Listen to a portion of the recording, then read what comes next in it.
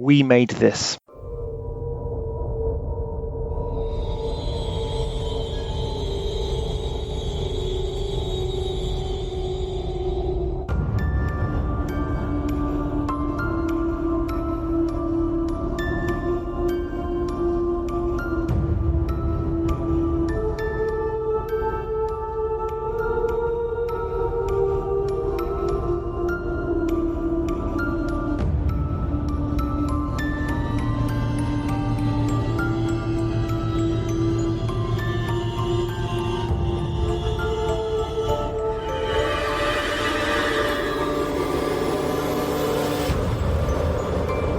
Hello and welcome to CHUCKYVISION, the podcast about Chucky, child's play, and things that are sometimes quite vaguely related to it, here on the We Made This Podcast Network. My name is Mark Adams, and I am your host for this special bonus episode where I have been abandoned by Devon Elson. I am mortified and horrified and still haven't forgiven him for not liking Heartstopper. But I have recruited two very special people to talk to me about Heartstopper Series 2. They are a mum and son combo. It's Sarah and Thomas Paine. Hello. Hello, Mark, and hello, everybody else. Hello, everybody. So, very briefly, I've known Sarah a very long time. We've known each other through gaming conventions and playing lots of board games together and stuff like that for, Sarah, 25 years? Probably coming up for about 30-ish. I hate everyone and everything. I'm like the same age as old people. I feel the same. We're not old enough to have known each other for 30 years. I know, right? And Tom, you were a bump when I first met you. Yeah, and now I'm coming up on 18, so that holds up. So the reason why I asked you both on is because, well, essentially you're a cool mum and a trans kid, and I thought that there wasn't anything that could be more appropriate as guests to discuss Heartstopper Series 2. So thank you for joining me, and I think we're going to have a lot of fun talking about just the best fucking telly show. Oh, it was lovely. And I'll get this out straight away. Comparing me to Sarah Nelson, Olivia Colman, I have no problem with that at all, because I think she's awesome in the role and as an actress. Agree. Olivia Colman's always a win, honestly. But before we get into the heavy chat about Heartstopper, I want to check if you actually know anything about Chucky. It's okay if you don't. Sarah first, because you've got more of a chance for seeing it, I guess. Have you watched any of the Chucky films? Have you watched the teleseries? What are your thoughts on Chucky in general? I watched all of the Chucky films when they were probably not long after they were first released, so again, quite a long time ago. And I have watched this series that are available once I found out through your podcast that they were actually online and that I could watch them. I didn't know they existed before you told me about the podcast. So, how did you find the Chucky teleseries after, you weren't as into Chucky as me, but you at least knew who he was and what the premise was. How did you find it as it just got queerer and queerer and queerer? I actually really enjoyed it. It brought a lot of the background into why Chucky was, well, a little bit about who he was, why he was, and developed him as a character a lot more than the films were, which basically were just 80s slasher films with a doll. The exploring the queerness of them, well, it's a modern take on the doll film, and it fitted the modern life that we're all living now. Yeah. How about you, Tom? Have you watched any of the Chucky films or teleseries? No. I've never been, a big fan of horror as a genre in general, but literally, I've never really been a big fan of that kind of genre, but I can definitely, appreciate, the queerness of the series and that, because I think it's just something that's, a bit more mainstream, and it's something that when you add that queerness into a kind of more mainstream subject, then it can be just really, really good. Yeah, and I mean, that's basically the tenuous link to why we're looking at Heartstopper, is because there's queer romance, teen queer romance in the Chucky TV series. And obviously, Heartstopper is teen queer romance. There's just significantly less killing and living dolls. Yeah. Thomas, your most experience with Chucky, I think, was various memes that you've seen with Chucky. Yeah, like the most I've actually like experienced is just like this one sound on TikTok, which was just Chucky being like, "I have a kid, gender fluid," and then that was just it. Iconic. I love how out of context that's just like peculiar, but that's referencing a film that was about 20 years old in the TV series. So it's, for big fans of the franchise, the gender fluid thing was almost like an update, because there wasn't really the language of gender fluid and non-binary when Seed of Chucky was released, when he essentially did have a non-binary kid, but there wasn't really the terminology for it then.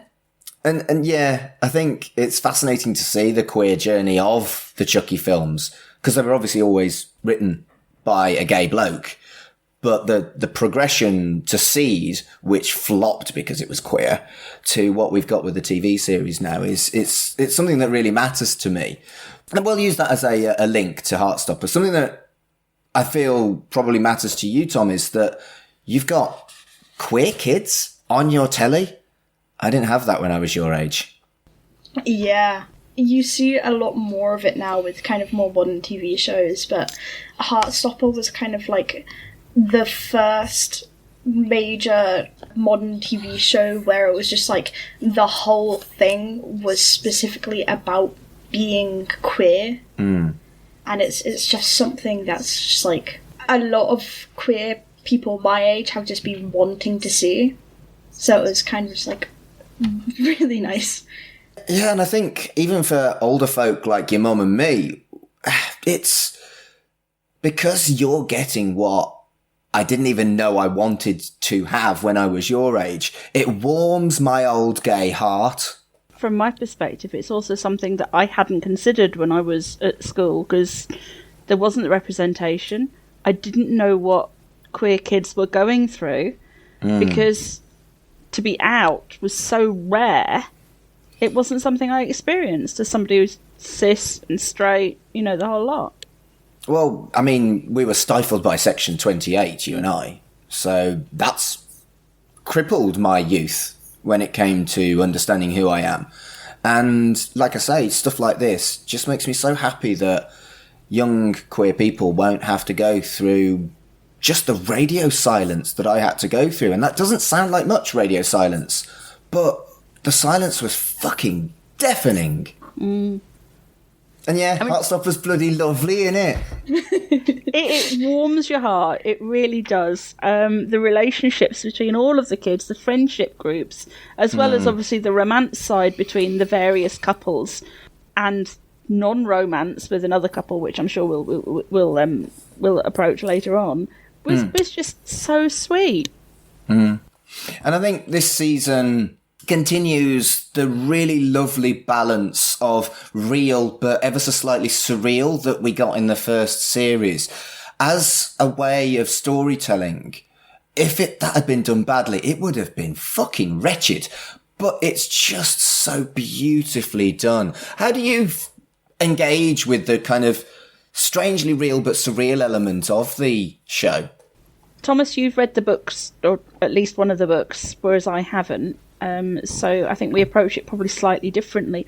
I love the mix where you see sort of little hearts floating around the screen, the little sparks of electricity when people touch, things like that. It adds a charm, and although the characters can feel a little bit stereotypical sometimes, it adds to the whole charming nature, the heartwarming side of the show, and the characters feel both real and not real at the same time. It's a really odd thing, but I think you can identify with them because you see their inner thoughts being represented by the animation that you see on screen.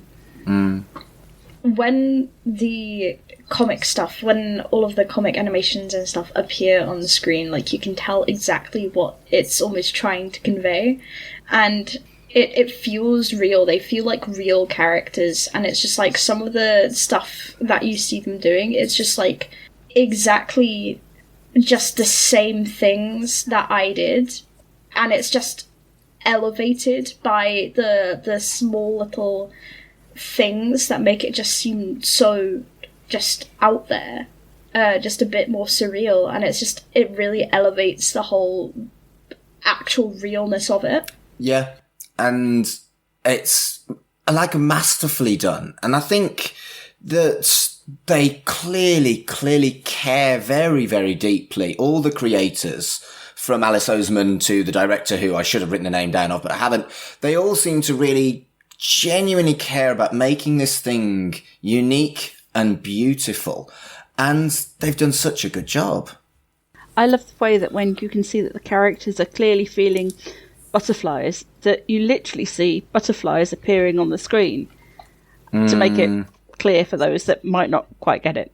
The specific characters having specific things, yeah, which is just always nice. Like you see the little animations, and you're just like, I know that that's to do with that character, and like how this is an emotional moment.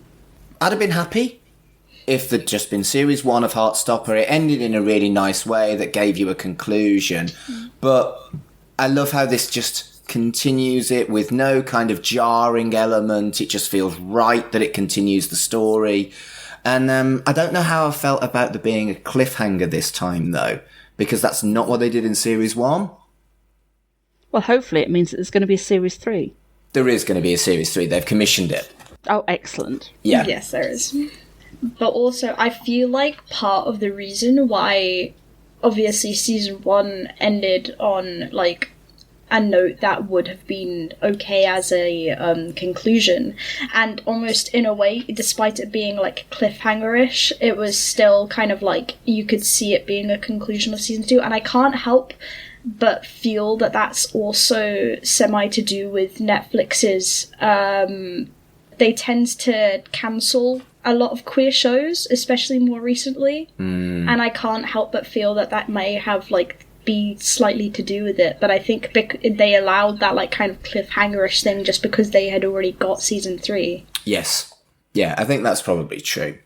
And I want to go back to the books. When I watched Series 1, I hadn't read the books. I loved Series 1 so much that I basically inhaled the entire books over a week period. I had 2 baths so I could read those books. And it was a slightly different experience for me going into Series 2, knowing that there were going to be some storylines that I really wanted, and also some storylines that I was not dreading, but I don't know, the eating disorder thing and etc. I think I was always going to struggle with that and find that hard to watch with these characters that are so lovable. Had you read the books before Series 1, Tom? Or did you do the same thing as me? I had actually. I don't know. I can't remember when I had actually first heard of Heartstopper. I think it was on Tumblr, because I had read them all, and I read it all on Tumblr. And it was probably about like 2018, 19-ish that I read them. And when I first read it, I had actually, during like the end of, I had completely caught up, and that was the point where it was actually just at the end of the French trip. It was specifically in the series, it was at the end of episode 6. That was the point in the comics where I had actually, that was the point that I had fully caught up. That's why episode 6 is like my favourite in the series, and that's probably why. But yeah, that was the point I had actually fully read to before season 1 came out. And because that was when it was fully updated, when I first started reading it. I know when we saw the announcement on Netflix that it was coming, the fact that you'd read the webcomics, the books, made you really excited when you told me about it. And you said you thought I might like it. You weren't 100% sure, but you thought it was the sort of thing I might enjoy. So we sat down and started watching it together. Oh, that's lovely that you watched it together as well. That's amazing. You've not read the books though, Sarah? I haven't, no. I intend to, though. I've got the 5th one on pre-order on Amazon, and they keep knocking it back. It was originally supposed to be with me by now, but it's not. It's December now, and I'm cross. I'm not actually cross. I think I want Alice Oseman to have the right amount of time to get it done, and obviously she's going to be a little bit busy these days. I imagine the TV show keeps her quite busy. She's heavily involved in it. Did she write the entire thing as well, or is it? There was a script writer as well. It wasn't super clear, I don't think, but No. it's so good. Yeah, and I think having now read the books, I can see how much care was put into reflecting the vibe of the books into the TV series, and that just makes me love it more. Yeah, literally you see some scenes which are just dialogue pulled straight out of the books. And the way they dropped it onto Netflix is almost an old-fashioned thing for Netflix. I remember when they did the Marvel shows, Daredevil and Jessica Jones and The Punisher, etc., they would drop 13 episodes in one go, and it was like a competition with your friends to watch as much of it as you fucking could. You know, you'd stay up all night. Whereas they've seemingly gone back to a trend of releasing an episode a week now across streaming platforms. Whereas they did drop all 8 episodes of this in one go. And I could not have coped. I could not have coped with this not being all there for me to consume immediately. I wouldn't have wanted to wait a week. The episodes are short enough as it is. Exactly. But I think that's interesting that we can talk about the episode length. I'm glad that they're 30-minute length. I think that it keeps it quite tight and bitey, and each episode kind of stands alone quite well as a period in time and a storyline. And I don't think 45-minute episodes would have been as good. I agree. It also makes it harder to binge watch the entire thing. Yeah.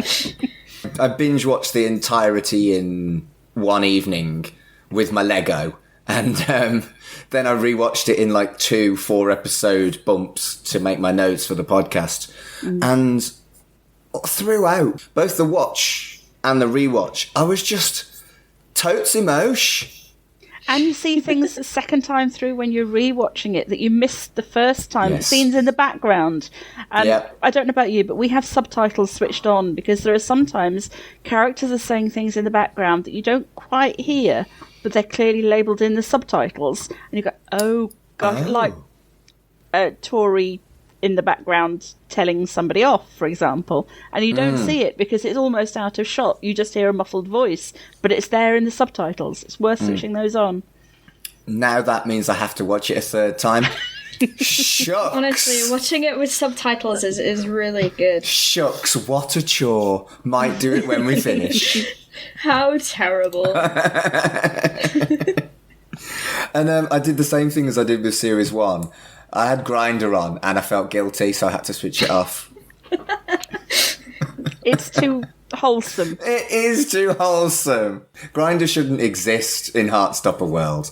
Although Instagram does. And something that Dev mentioned when we looked at Series 1, and I have a young person to ask this now. Tom, do you young folk use Instagram Messenger to chat? Personally, I don't. And honestly, it was literally a thing with my friends who also watched Heartstopper, how we were just like, why are they using Instagram? Because it's a lot more common to use stuff like Snapchat or WhatsApp or anything like that. But the whole thing, I think, with Instagram is because it has the 3 little dots that show up. And that's, I think, is the reason why they chose Instagram. It's to basically have the whole thing of waiting for a message to appear, because it's a lot more blatant than using other social media. But, like, personally, I don't use Instagram. I don't use Instagram apart from promoting art, but, like, even then, I barely go on it. But, yeah, I think that it's because it was specific, the waiting for a message on Instagram that made them use it. I'm pretty sure that WhatsApp does that, though. Yeah, but WhatsApp, it doesn't have the 3 dots. It just says at the top, like, whoever is typing. At least it does for me. Yes, you're right. Yes, you're right. Okay. Well, that's answered it. Good. But, I don't know, I just felt a little bit out of touch. You talked about TikTok earlier. I actively avoid that. I set up a Threads and I hated it. And I deeply resent anything that isn't Twitter, and I'll never call it anything other than Twitter. Agreed. I hate Twitter. That's because you're under 30. Bear in mind, Mark, we're definitely of a generation that we still say about recording stuff and taping stuff every now and again. If it's taken us this long to stop saying taping stuff, I still say it every now and again. We're not going to call Twitter anything else. And I think you and I are of an age, late Gen X, where we are very stubborn about not liking name changes. And the GMX in Manchester has named itself something new, to the point where I hadn't realised, and I had to look up the venue, and I was like, where the fucking hell's this venue? I've never heard of it. Where am I going? Oh, it's the GMX! Right. And I couldn't tell you what it's called now, having looked it up to find out it was the GMX. So I'll probably have to do it again the next time as well. It'll probably surprise you again next time too. I know, right? Oh, it's that one. It's the GMX. Right, so we're going to go on to it episode by episode, chat about the bits we particularly liked and what we engaged with. But before we do that, I'm going to read out each episode title and the synopsis from Netflix. But when I opened up Netflix, it gave me 3 words to describe Heartstopper. And I'm wondering whether you agree or whether you'd change any of them. So it's got swoon-worthy, heartfelt, and teen. Heartfelt-ish. Teen, definitely. It's definitely aimed at teens. Swoon-worthy is not a word I'd use, but that might be an age thing. Heartwarming rather than heartfelt. Yes. I would personally want to switch out something for LGBTQ+. But I don't know whether I'd switch out swoon-worthy or heartfelt. I would probably switch out swoon-worthy, because heartfelt, I feel like it can still describe it, because of, like, there are some definite emotional moments in there that can make you really feel something. But swoon-worthy, I feel like swoon-worthy is only in there because of Kit Connor getting buff. I swear. That was very clear from the beginning of season 2, I think, yes. Yeah, and facially, he looks like a teenager. With his shirt off in that brief scene, I was like, shit, a brick. I was like, what the hell happened to him between seasons? Yeah. But I quite like swoon-worthy. I see it as kind of like kind of making your heart flutter. Kind of, yeah. But I think maybe we could switch out heartfelt for heartwarming and begrudgingly take out swoon-worthy for LGBTQ+. I would agree with that. Swoon-worthy I don't see as applying to a series. It might apply to a person or maybe a group of people, but not to a series description for me. Fair. Cool. So Netflix, if you're listening, they're not. We think you should correct that. Okay. Series 2, Episode 1 is titled Out. As his relationship with Charlie matures, Nick considers coming out to Imogen, but it's a lot harder than he expected. Elle tries flirting with Tao. So, the way they restarted the series, and with a really positive thing, but establishing it's got the same vibe with the high and the text, and the music, and it's just fucking great. Within the first 10 seconds, I was like, I'm so happy! Yeah, it's the high thing between Nick and Charlie. Immediately restarting. The notes between it just hit the right notes. It was amazing. I do think they've done a gently better job of engaging with, well, essentially people like me that have grasped onto this because it was what they would have wanted as a young person and acknowledged that people like me are watching. And the coming out stories element, I thought was really, really sensitively done. And I think, personally, it wasn't as easy for me to come out to my folks. It wasn't as easy to come out to my friends. And seeing the representation of what it's like for younger folk in general being a little bit better than it was for me, I'm going to say this a lot, warmed my old gay heart. And that's exactly why I like this series, because it warms my old gay heart again and again and again, and kind of extracts the cynicism of being a middle-aged gay man just by watching a telly programme. I think it's good to see the struggle that the kids go through, because it's an internal struggle that I don't think is externalised enough in TV shows. So kids, teenagers, don't see the representation of somebody else going through something similar to what they may be going through internally and knowing how to deal with it. And I think that's really important for a show like Heartstopper to show it's okay and it's normal. And the thing is, the kind of stuff with Mr. Farouk, which we see later on in the series. Lovely. I'm still that fucking awkward. Oh, he's such a good character. I mean, he's introduced briefly at the end of episode 1 when he's got this super scary face on him and the sort of almost glaring eyes. And he makes all the kids instantly shut up. I mean, hell, as a teacher, you would pay attention to him because he gets there and other teachers are going, look, guys, shut up. And he goes in, be quiet. And he's like, oh, my Lord. And you take attention. And he's amazing. I think everyone has had a teacher like Mr. Farouk. The first impression is this frightening, authoritative person that all you see is the frightening authority.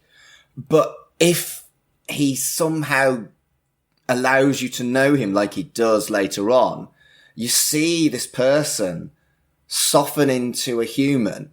And everyone's had that experience with a teacher. There are elements of it, I think, relatively early on in the show of him not being as hard as he makes out, but certainly his introduction is very much reminds me definitely of a couple of teachers I had at school who, once I got older and had known them for a couple of years as teacher, you realise they weren't really the hard case they made themselves out to be. No. But by that time it's too late, you know. You already respect them. And that's the thing. Those teachers eventually became my favourite kind of teachers. You almost felt like you'd gone behind the curtain a little bit when you discovered that they were human, because not all the other kids knew that. Agreed. If a teacher comes over as trying to be your best mate from the start, you don't respect them, you don't necessarily understand them as a teacher, and it feels fake. Somebody who comes over as strong and scary and gradually opens up, I think you can develop a much more of a relationship with it. I think that's the same with Mr. Farouk. Mr. Jawi seems like he's trying to be a good mate. He doesn't quite have the authority that Mr. Farouk does, but he looks like he'd be a good teacher anyway. I don't know how Tom feels about that. I know how you feel about Mr. Farouk. I don't know if you saw my reaction. So literally, as soon as he arrived on scene in that study hall thing, that my note turned into a 2-line title that just said Yosef Farouk underlined multiple times, and because I won't lie. Mr. Farouk and Mr. Ajayi, honestly, like, they stole season 2 for me, personally. But literally, with Mr. Ajayi, he is that kind of teacher who's just like, he's nice. I think it's because partly he is one of the only completely out teachers in the school, and that's why he seems a bit more softer and why he seems a bit more not respected, is because he goes to an all-boys school, which is still outwardly always chatting about and gossiping about queer people, and being one of, if not the only outwardly queer teachers, because obviously you have Coach Singh, but obviously Nick didn't know she was queer before she had a talk with him. But Mr. Ajayi, he is supportive. He is like basically the safe space, but he's not respected well enough by the student body, probably because he is outwardly queer. And I think the choice of actor is fascinating, because if you didn't know, the actor who plays Mr. Ajayi was in a programme called Cucumber, which was a Russell T Davies Channel 4 queer show. And it's a very different character 15 years on. He was a Twinkie boy in Cucumber. And to see that actor, I could almost imagine it's not, but I could almost imagine it's the same character all grown up. That's really cool. Yeah, and I think that's a deliberate casting choice, which spoke to me, whereas obviously for people who hadn't seen Cucumber, it's a little bit different. And I think I agree with you that Mr. Farouk steals it. For me, and if I hadn't read the books, I'd have cynically thought that he'd have been put in to engage with people like me. But clearly it's not, because I've read the books. It's just so well done. And he's lovely. during season 1, I was actually really quite put out because Mr. Farouk wasn't in the season 1, because obviously in the books, Mr. Farouk was the form tutor. When he wasn't there, and when it was the history teacher instead as the form teacher, I was actually just like, oh, is Mr. Farouk not in the show? And then as soon as he appeared in season 2, I was just like, oh my god, what is this London roadman teacher? I love him. You almost jumped out of your seat and started jumping up and down. I remember the moment. There are also other elements in this episode that I'd like to talk about. The awkwardness between Tao and Elle is really well depicted. You know, I mean, even Sarah and I remember what it's like to be an awkward teenager, sort of. Does that reflect well for you, Tom? Do you feel that is still how kids are? Yes. It's that kind of thing where it's just like, I have a feeling that I like you, and I have a feeling that you maybe like me, but like it's not quite accepting that may be the case yet, and it's just the awkwardness that ensues from that because you're not really sure where to go with it. And it's definitely something that happens. I literally wrote Tao plus obliviousness plus butterflies, because it's the start of like the butterflies really representing Tao and Elle. My notes, I think, were Tao, Elle, awkward, and apple juice. Which does come back later on in the series. It does. It beautifully done. And as a warning, Thomas, for future, that butterfly feeling, does he like me? Does she like me? Do I like them? Doesn't go away. No. It's the same. I'm sorry, it doesn't get easier. No. I don't really expect it to. No. And then I also want to talk about Tao's... It's very well established that Tao has gone from I fucking hate Nick to this is the best thing that's ever happened to my best friend. And it's done so quickly but not horribly blatantly. But it's almost like it's acknowledging at the start of this series, Tao's on side now, and there's a status quo and a comfortableness that can allow the story to progress. I think Tao has seen the difference in Charlie between when Charlie and Ben were seeing each other and when Charlie and Nick are seeing each other. And Charlie is so much happier, even though Nick's not out of the closet yet. But it's been so good for Charlie that Tao thinks, well, Nick can't be all bad if Charlie's this happy. And we all want our best friends to be happy. Yeah, I agree. There's also a huge amount of stuff jam-packed into this, and there's still loads to talk about, but I want to look at something that kind of really resonated with me, was Isaac being the only singleton amongst couples. And the ace element isn't there yet, and it is just the one person who all their friends have coupled up. And when that happens to you, it sucks. Well, it doesn't. It can do. I mean, from my recollection, I was always the one with the nose buried in the book, and Isaac resonated with me because books were my comfort zone, and they still are to an extent. So I don't think it's necessarily the ace side. It's the book, it's the nerdiness and things like that I absolutely love about Isaac. He was a brilliant character.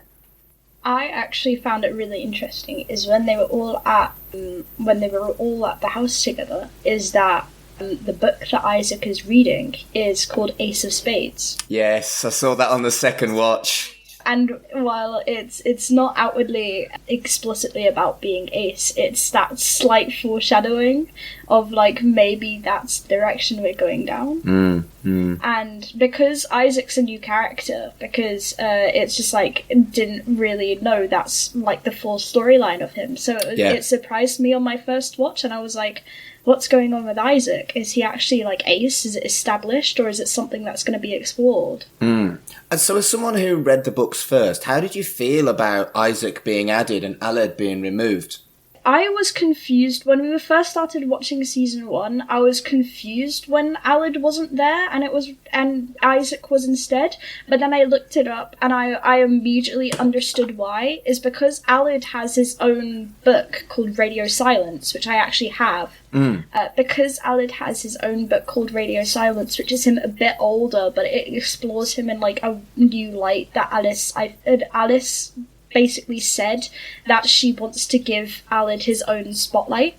in his own story, and that's why she didn't want him to be just thrown in as the side character in Heartstopper, and wanted to actually give him his own spotlight in his own thing. Now that's fascinating. I was going to talk about this a little bit later on, but Tori is a very small character in this, whereas Heartstopper wouldn't exist if it wasn't for the original book Solitaire. And do you want to see Solitaire as a spin-off series? Do you want to see Solitaire incorporated into Heartstopper Series 3? Or do you want Solitaire to be dropped?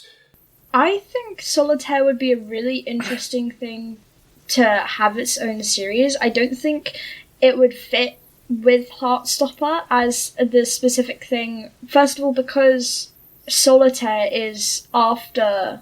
I can't actually remember where it is based in the Heartstopper timeline. Certainly not yet. Not yet, no, exactly. It would definitely be after season 3, if it was ever done. But I think it would be its own series, but I think it would need to be a spin-off after at least season 3 finished. Yeah. Because there are some things that are referenced in Solitaire which just haven't happened yet. Yes.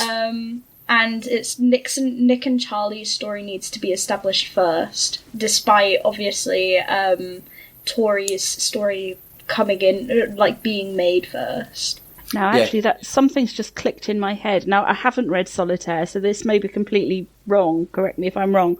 But the casting of Tori as somebody who's clearly that much older than she should be on the show, is that maybe a hint that they're thinking about bringing Solitaire in if the character is that much older?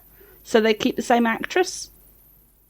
I would be very disappointed if they did Solitaire as a spin-off and they changed the actors. I like Tori as a character, but she does seem that much... I mean, the actress, I think, is close to 30 or something now, isn't she? But I love the fact that she's always got a drink in her hand, she's always slurping, she's always in the background, and she is amazing at telling people off. And I think the character is, again, relatively small in this. It's done really, really well, and it's subtly done. And the actor is brilliant as Tori. And the vitriol and the protection combo, that's a tough thing to portray. We see a lot more of Tori and Charlie's sibling relationship in season 2, which I'm really quite glad about. Because obviously they don't have Charlie's younger brother in the series, and that's because of stuff with child actors and stuff. But I think that because Charlie's younger brother isn't in there, I think that Tori being there for a sibling thing is just very important. Yeah. You can see also, because Tori was very anti-Nick in season 1, that actually during this first episode they've been clearly going out. In fact, it's clearly stated that Nick and Charlie have been seeing each other for 2 months now with this silly... Sorry, Thomas, a silly thing, a 2-month anniversary. It's not a bloody anniversary, it's a 2-month thing. Anniversary is a year. I know it's a teen thing, but still, anyway. But they've been going out 2 months, and that's probably just my age thing. And Tori has obviously started to come around to the idea, or like Tao did, that Nick is good for Charlie because she smiles at him. Yeah. And that subtle smile from Tori says a world, because she's not really into smiling that much. You're not wrong. So let's talk about the coming out to Imogen that he eventually manages. And my ex was bisexual, and Christ, literally everyone assumed that he was gay because he was with me. And the I'm bisexual actually is so real. The start of it. We know. Yeah. And I found myself saying he's bisexual when people talk to me about it. Even if he wasn't there, I would correct them. And it's just like, I get it. People assume that because we're licking each other. But you shouldn't. You shouldn't make assumptions about who people like, what they're into, because it's none of your business. It's down to the person. And that's the most important thing, isn't it? It's Nick and Charlie, not gay Nick and gay Charlie. Exactly. It's that their relationship is about them as people, not as whatever their identity is. And why should their identity matter to anybody that's not interested in a relationship with either one of them? People, us looking from the outside, it's what I've said a long time. Unless you're interested in getting into somebody's pants, what does it matter what they are or who they like? they're just them. And I understand from the other perspective, it's about knowing your tribe and understanding and knowing people who've been through similar things to you. Oh, the brief phrase that we've got to come across that Thomas and I said it just before it came out. You know which one I'm talking about, Thomas, with Imogen? Yes, it was just before Imogen came in, and I literally said to Mum, I was just going to be like, don't worry, it's going to be fine, she's an ally. Just before Darcy said and it. And then just before Darcy was just like, don't worry, she's an ally. Just because of that one moment in season 1, it was quite funny. Yeah. Allies are important, and they're as much a part of our community as the people who like to lick other people that happen to be not straightness. Anyway. They absolutely are. It was just really funny, and because of that one moment in season 1. It was funny. Episode 2 is called Family. With Charlie's grades slipping, his parents tighten the rules. Tao is jealous when Elle makes new friends. Nick's older brother invades his privacy. I'm just going to say this straight off the bat. David is a right bellend and drove me crazy. He's an absolute knob. And my phrase was David equals Dick, so I think we're all on the same ballpark here. And literally, as soon as he showed up, these two notes were within 2 seconds of each other. I wrote Nelly in all capital letters and then David. That was in 2 seconds of each other.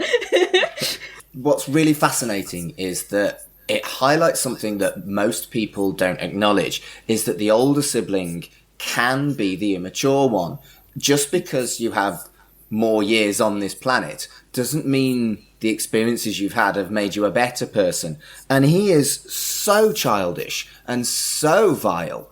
And I think the casting choice was great because he really does look like a bloke compared to Kit Connor. And I liked how that was highlighted, that he's bigger, stronger, manlier, and clearly in his early 20s.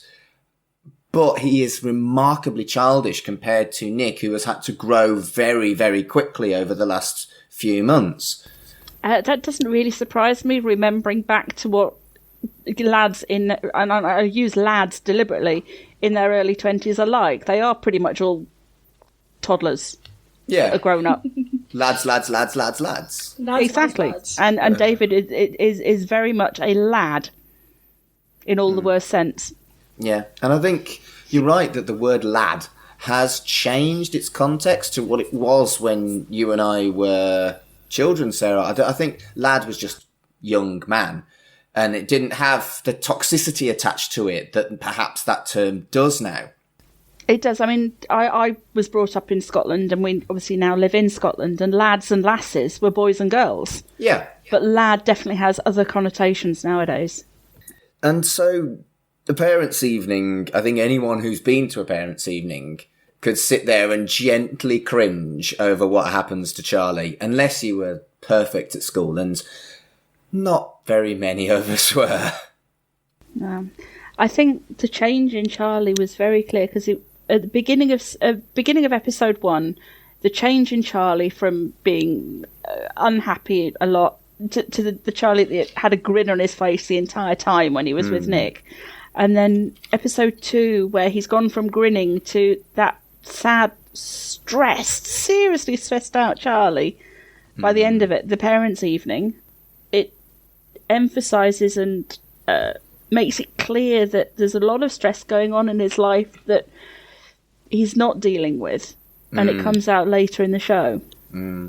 Also, from a parental point of view, their response to Nick and Charlie spending that much time together and outright banning them from seeing each other, I can see both sides, let's say that. I can see that Nick's a distraction, that they're trying to do the best for Charlie and make sure he gets the grades that he needs.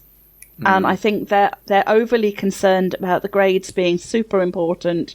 It comes over quite well that the mum is far more worried about it than the dad. The dad is thinking the mum's being hard. And to be honest, I think she is probably being a little bit hard, because at the end of the day, the grades in school matter, but they don't matter that much. They're not the be-all and end-all. You can do so much in life without decent grades.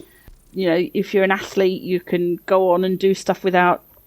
You look at some people that have made amazing things in the world and what they did at school, and you can't relate the two. Yeah, sure, grades are important for some aspects in life. They're not that important, but grounding them was probably a little bit harder than I would have gone as a parent.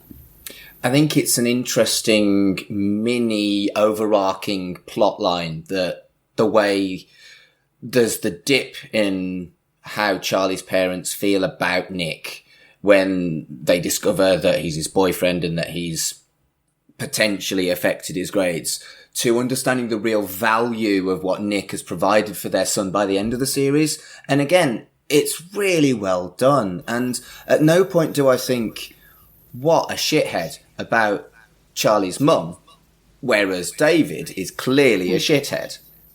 I think Charlie's mum's overprotective. I think that's the only nasty thing you can say about her. She's not Olivia Colman, but who is? But the thing is that it comes from a place of she knows what it was like when Charlie was with Ben. Yeah. And how bad Charlie felt with his last person that he called his boyfriend.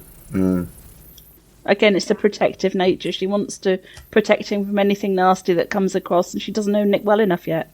Yeah. So I'm going to move on and talk about Tao's friend jealousy. Holy shit. The Tao character was quite tough to like in Series 1, and I think that was deliberate. But it steps up a gear in Series 2, and I really identify with Tao. All of his bad choices, all of his toxic traits are very easy to be something that anybody can do. Jealousy of of your friends, being friends with other people, anxiety about people moving away. These are not difficult to get yourself into. And I really feel like the Tao character kind of blossomed and shone in this series as he started to understand that his feelings were valid and real, but learn how to rein them in. Yeah, absolutely. I think Tao develops as a character amazingly well through season 2.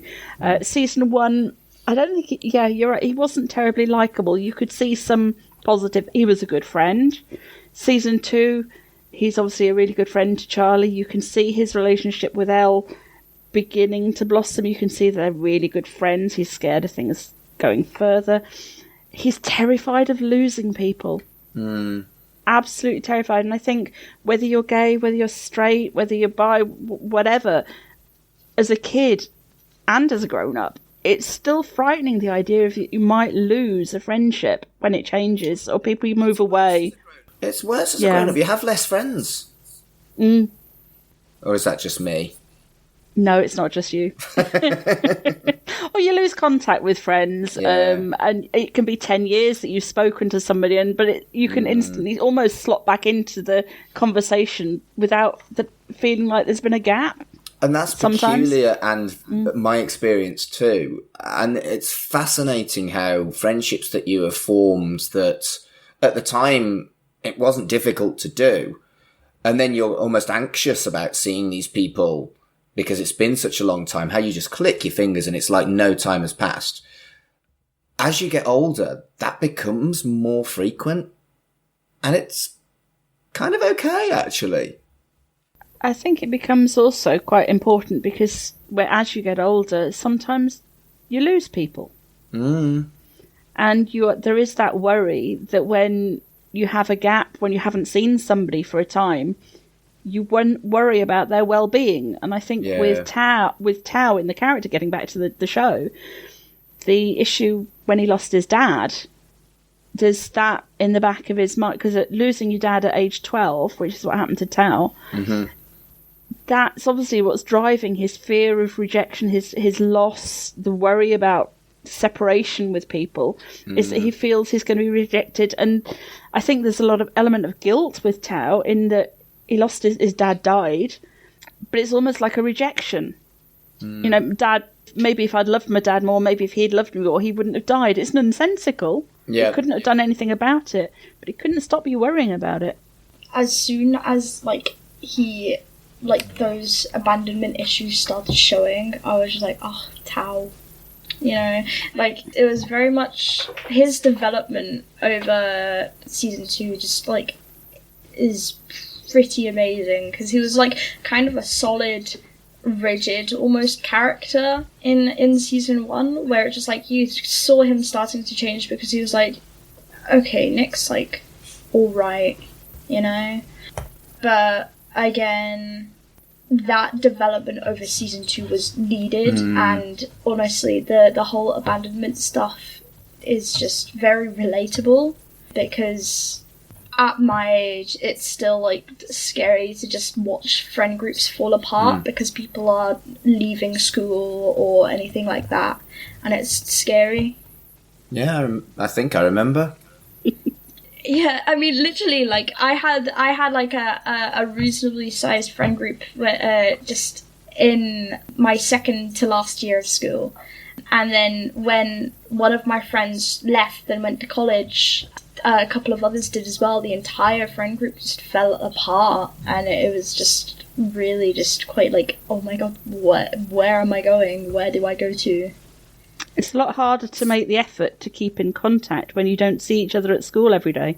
Yeah, and I think that's something that hasn't changed from our childhoods to yours, Tom, is that your friendship groups mean so much to you, and just even the slightest thing, like 2 people falling out, or 2 people getting together, or 2 people breaking up, or someone moving away, rapidly changes the dynamic that you'd been comfortable with. And I think we can all kind of understand how Tao's feeling, really.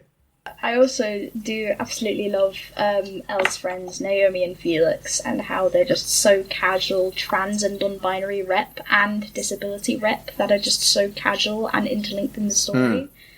The whole Lambert school seems to be just an amazing representation of people from all sorts of walks of life. Obviously, with Elle and the artwork that she's doing, the whole artwork side, but it seems to attract many people from the LGBT crowd, whether that's because the show is focused on those characters so we don't see anyone else, which is absolutely fine. That's our type focus of the show, because like attracts like.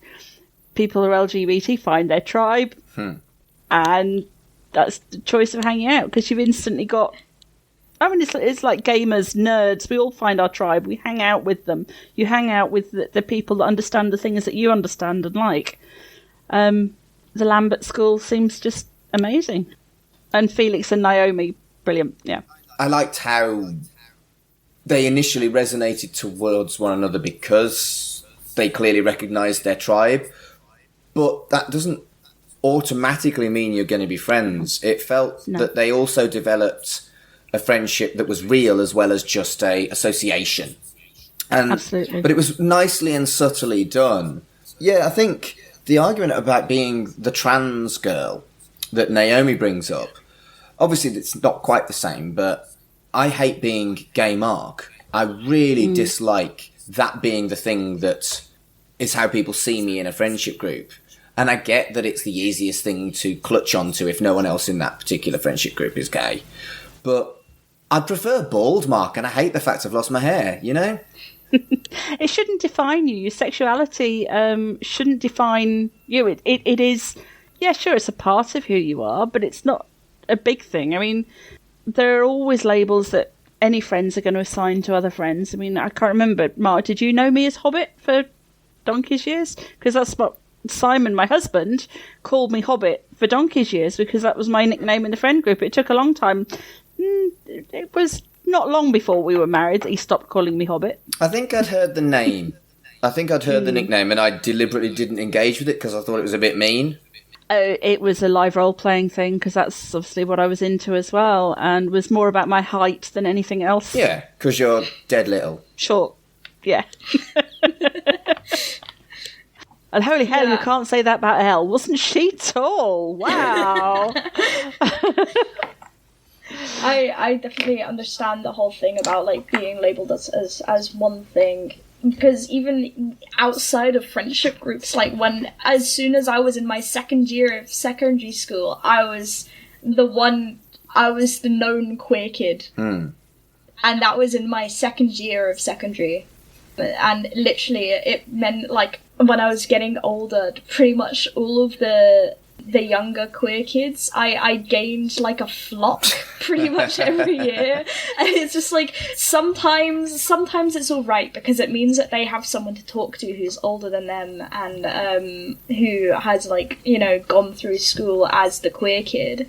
But it's just, like, sometimes you want to be known as something other than just the queer kid.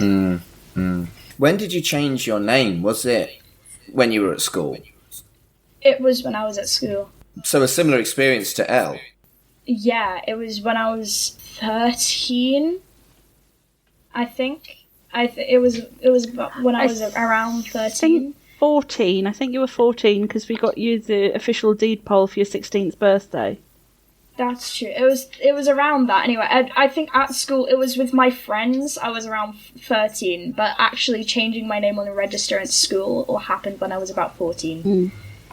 And the school were very good, very supportive, and allowed it to be done without a deed poll and everything. I think schools nowadays could just go, oh, all right then. And it was actually really funny. You know how you were talking about that one teacher who seems, like, really mean, but actually, like, when you actually know them properly, like, they're actually quite nice. One of my favourite teachers, and the second teacher that I actually came out to, was one of the teachers that the younger years are all absolutely terrified of. And she was an English teacher. She still is an English teacher. I don't know why I'm using past tense. But she was an English teacher, and she was absolutely terrifying to the younger years. I was scared of her when I was in first year, but she was the second teacher that I came out to, and she was just really great. That's really good to hear. And to some extent, my fear, well, maybe not fear, but something that I wondered about when it came to how the dynamic works in this school of the setting of Heartstopper, I was really hoping to hear stories like that from you, that this does happen, that there is support and there is kindness and understanding and empathy in schools. And that's really, really good to hear. Thank you for sharing that. For me, I was, like, terrified because I was, like, thinking of the order of teachers that I would go past. Right. And I actually...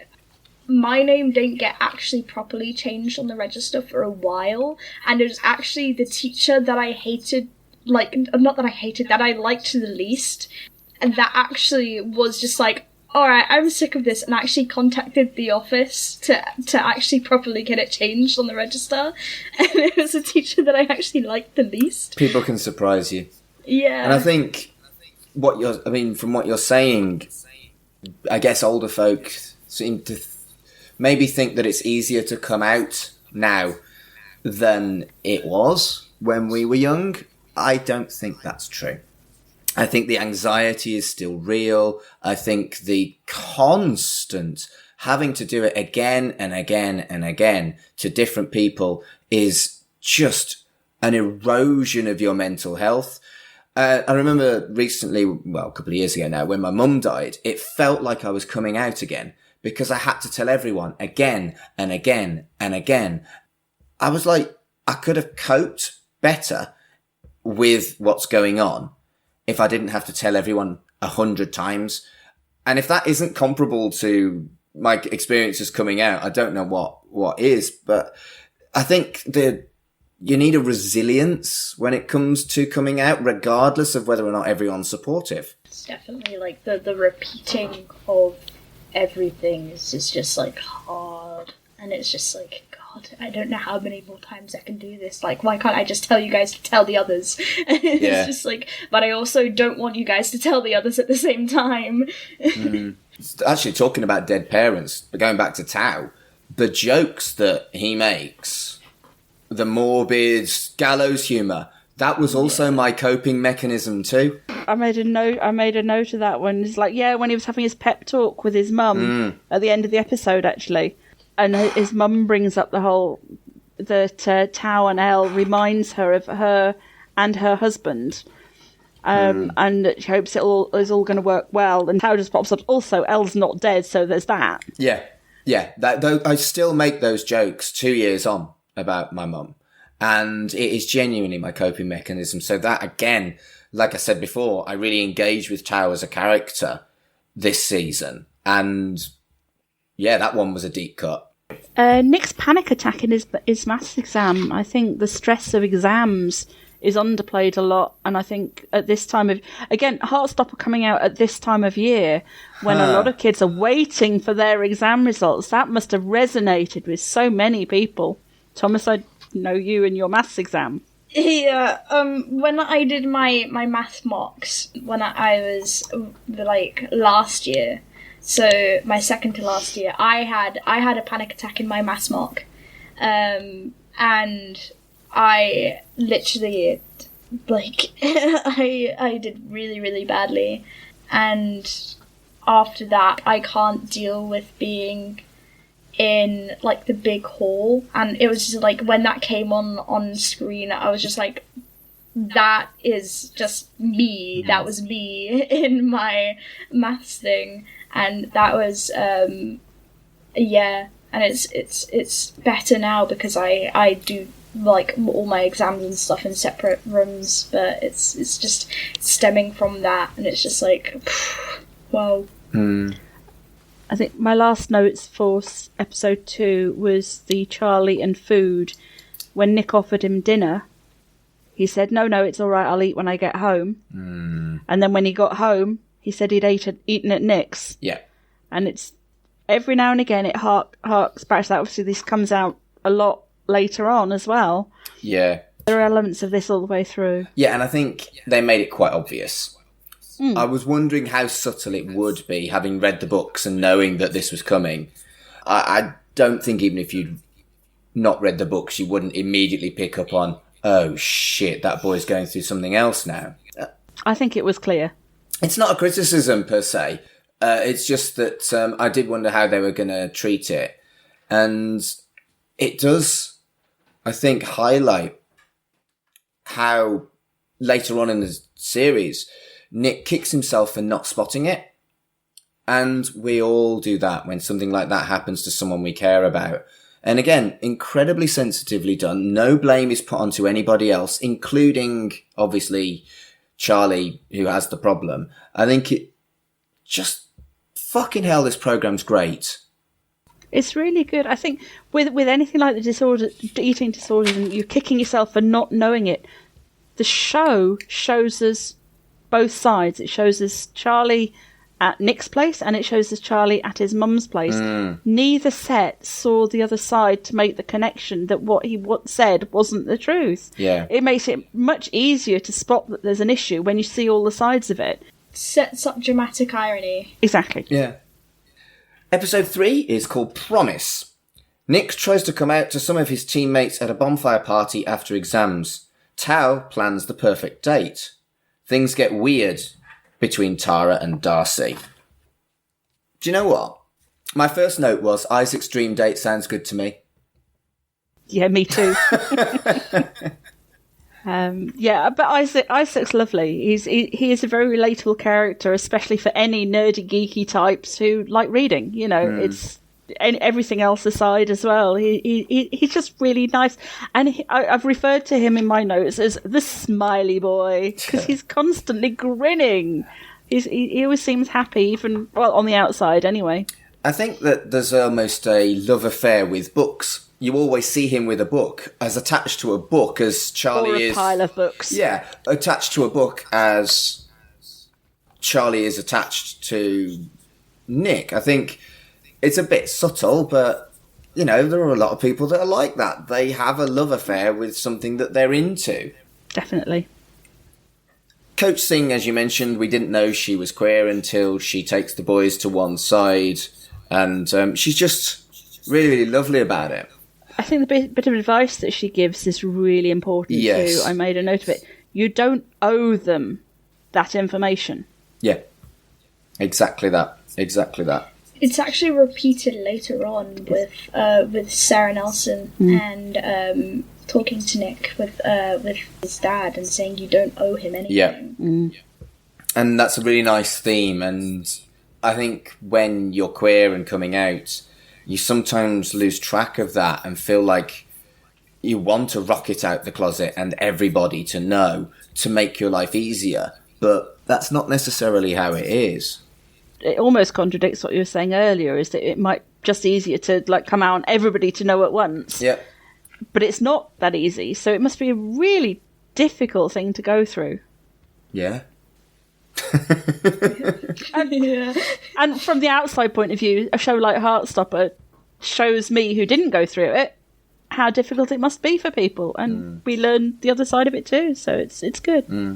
It's one of the things I like about Heartstopper. I learned so much.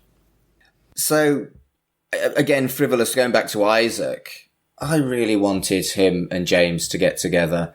They're both so sweet and so naive, and it really did feel like the right match. And I know it was always doomed, but I didn't want it to be. Oh, James was really sweet. I really like James. I also really like how, compared to the comics, where James is a character in the comics, however, he's actually established a lot earlier and is not just in one scene. Because in the comics, James shows up in the Truth or Dare scene in Paris, and he's not even established to be queer. It's an implied thing where he says, I'm not gay, but I have no problems with it. Where it's kind of like, it's implied that he's in the closet, but where he's the only other outwardly queer person at Truham, and he's introduced a lot earlier, I think is actually really nice. And that he's introduced as this kind of potential love interest for Isaac. And actually, I saw quite early on, like, obviously James was crushing hard. James was very much crushing hard, but you kind of saw Isaac being like, I really like you, but, like, also at the same time, like, but how much do I like you? Like, how much? And you can kind of see the awkwardness on Isaac's face. Yeah. Sometimes. I think especially when Isaac notices, like, people off in the background snogging and things. Yeah. He's like, okay. And turns his head away, and it's like, it just doesn't affect him in the same way. Yeah.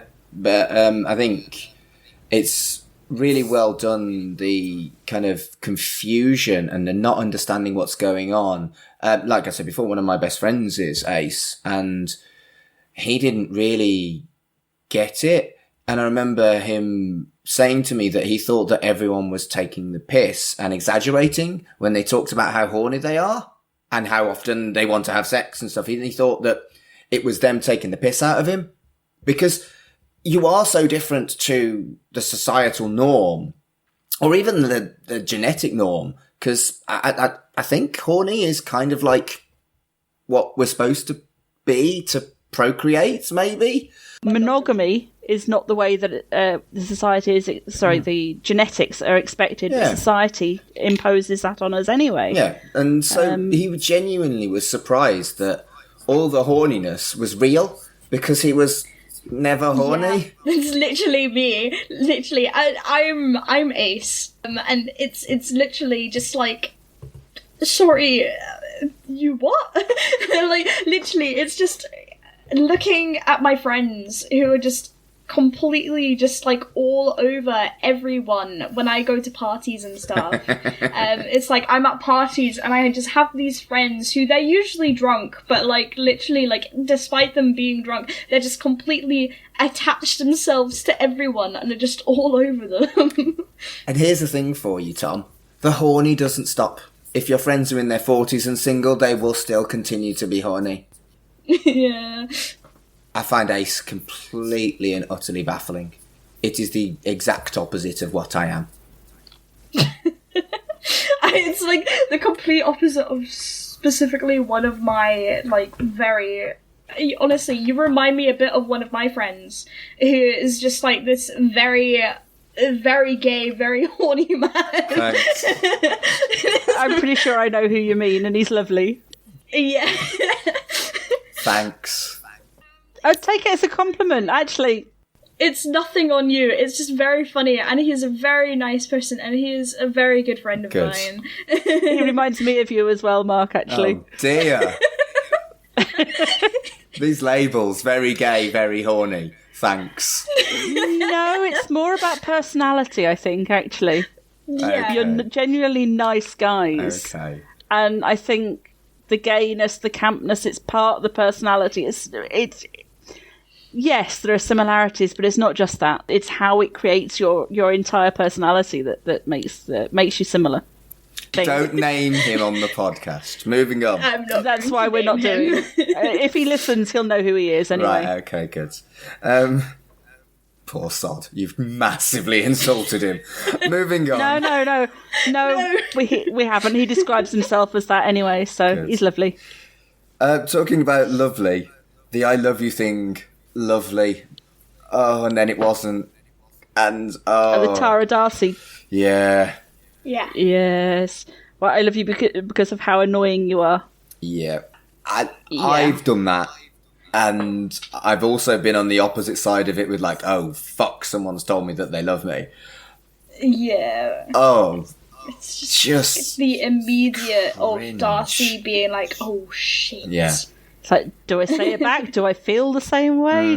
What do I say if I say nothing? And by the time your mental processes have gone through that time, it's a bit late. Yeah.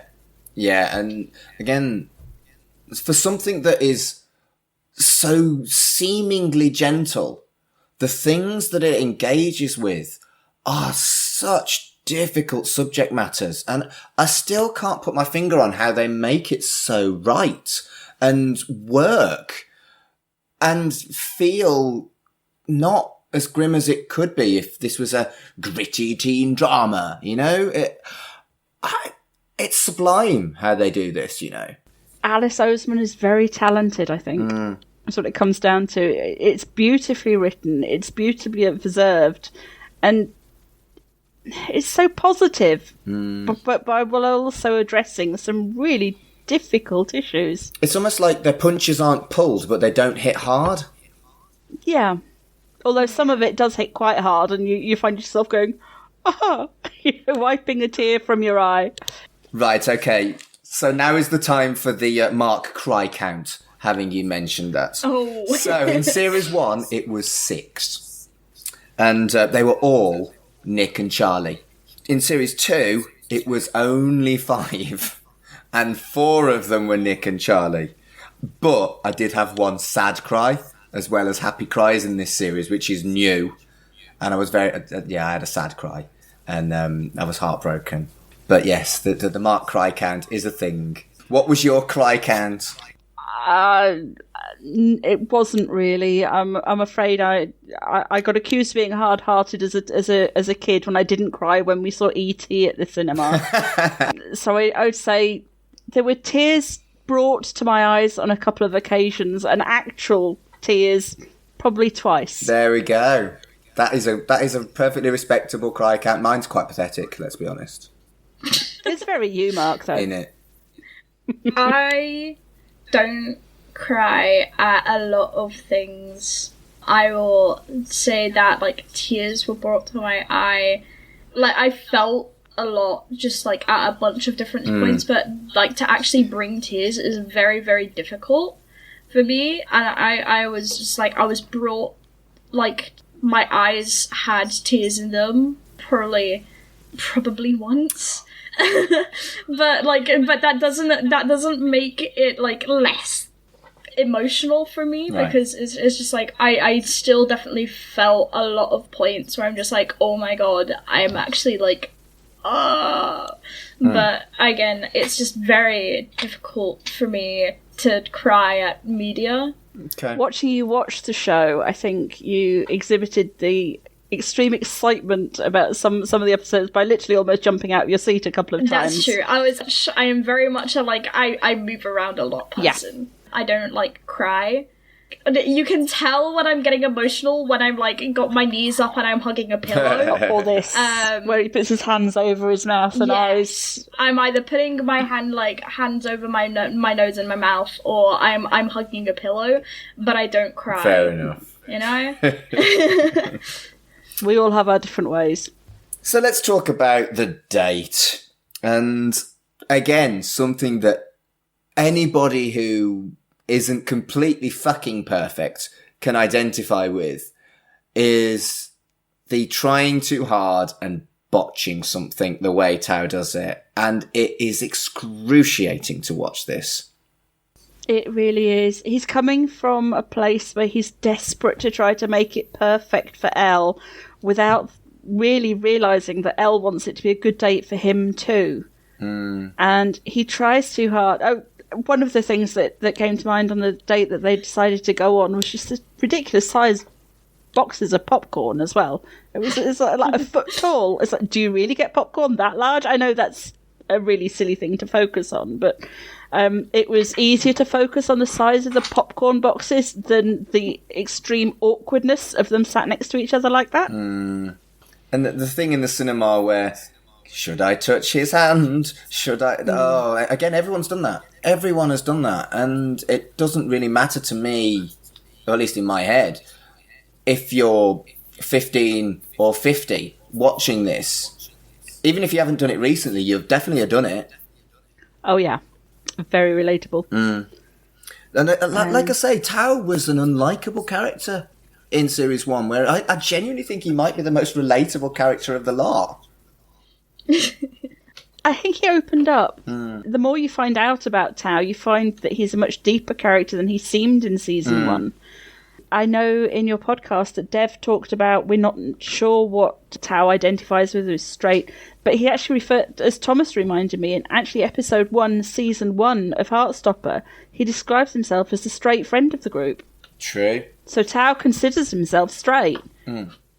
So he's straight. Yeah. And that again comes back to the Elle is a girl. Yes, very much so. Which is great. Again, it's such a background thing, the fact that she's trans. It's really good. Why should a story that involves a trans girl be about being trans? She's just one of the girls. It's brilliant. And it was appropriate that Yasmin was cast. Well, I think what you're saying there is very, very true. And that's why it is such almost a shock to the system when Naomi in episode 2 says, I hate being the trans girl. And it's almost like, oh shit, there is issues around being trans that they haven't looked at yet. And I thought that was, again, really nicely and subtly done, that it's not there, but it wasn't important to Elle until Naomi came into her life. Hopefully that means Elle's transition was easier than it was for Naomi. So the one thing I've noted about the date is I bloody love Everyman Cinemas. Have you been to an Everyman Cinema? No. They're just a little bit more give a shit than the massive chains. It is a chain, but it's more about a cinema experience and not necessarily having all the current films they show. The Everyman in Altrincham, where I live, recently showed The Man Who Fell to Earth, and I was like, and obviously Bowie, I had to go and see it. But that's what I like about even the decor of the Everyman. It just looks like a 70s, 80s cinema. And if I was planning a perfect date with someone, I wouldn't take them to the fucking Odeon. I would take them to the Altrincham Everyman, because it's a genuinely, maybe not art house, but a cinema that gives a shit. Does that make sense? Yeah, and I also think that really matters when it comes to Tao, because Tao is someone who deeply cares about cinema. Like, we see he's an artist, but he's an artist in a very different way to Elle, where he really likes photography and he really likes cinema. Like, we literally see that as soon as we see that kind of little flashback with Charlie and Tao, how he's immediately just like goes on about a film he likes. But he's always been really, really into film and cinema and stuff, and I think it really matters that that's the place that he would go to. Because he cares about cinema and he cares about having that experience with the person that he really likes. Even if it was a film that he personally really disliked. Yeah. Because it was Elle's favourite film. The next note, I don't have much to say other than about the way Harry behaves. And I don't know if there's much to discuss there, but I think it's just re-establishing the Harry character more than anything. Yeah. Yeah, I think it is, because of things that happen later on. There were a couple of extra notes that I had. Tao describing himself as fundamentally unlikable. That was one of the moments that I was like, oh, Tao! And the other note was the party in the woods. Yeah, they never had parties like that when I was at school. No, but it was Tara describing Darcy as the most confident person she's known ever. And it's all an act. Yeah. Yeah. But isn't that what confidence is? Can be. Some people, I think, maybe genuinely are more confident, but the people who are come over as massively overconfident probably aren't. I mean, my confidence is certainly about almost putting on a persona. I'm a very good ring announcer, but I have to psych myself up to be that. Yeah. And so the only other note I've got for episode 3 was that by the end of this episode, it really does feel like Charlie and Nick have established a true, real and loving relationship, which is all about being equal, looking after each other and kindness and caringness. And if that isn't the perfect fucking relationship, and these two are 15, it's really irritating. But it's also lovely. Yeah, it is. And how come Nick is so perfect? He's almost too perfect. I think Dev was right in the first podcast, is that a kid that's sensitive, that caring, that feeling, he's not the straightest kid in the school, absolutely not. But it would be lovely if more straight kids were like him. I think there is a small element of suspend your disbelief. I mean, the perfect example is they were talking about how Nick was closet and then they were running up the stairs on the Eiffel Tower holding hands where everyone could see. Yeah.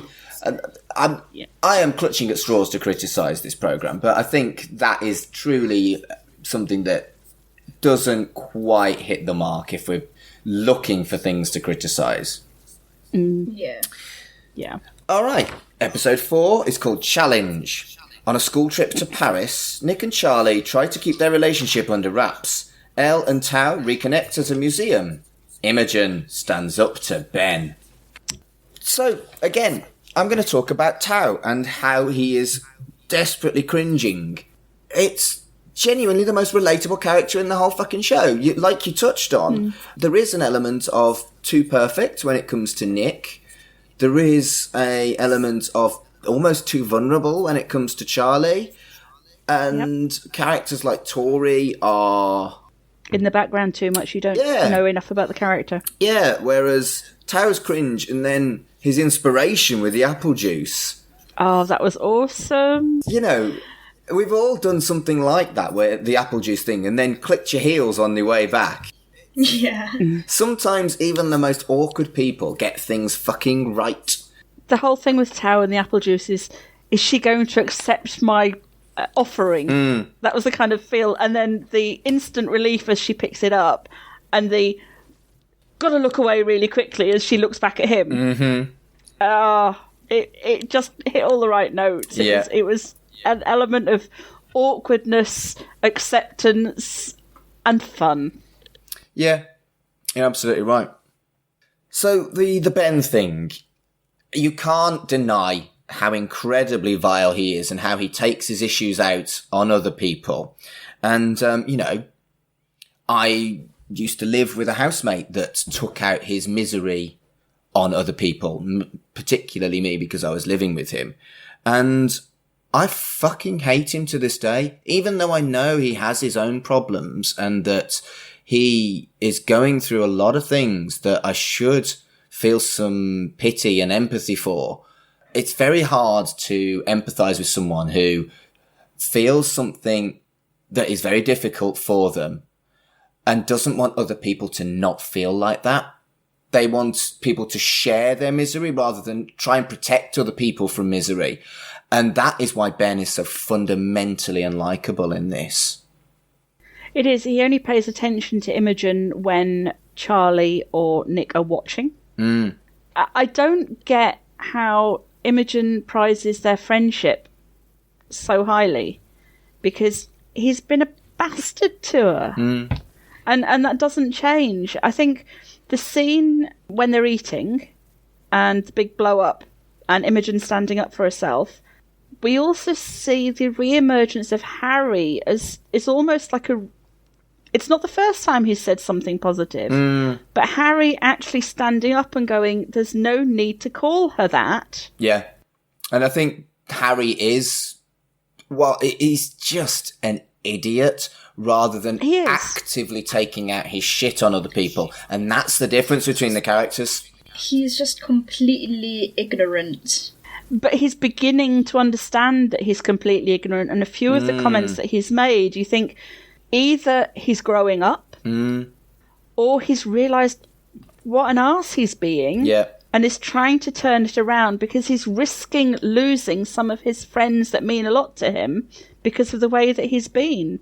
And you can almost see Harry beginning to redeem himself. Unlike the contrast between him and Ben is really quite interesting because Ben is making all about himself and denying part of who he is and trying to make everybody else miserable as well.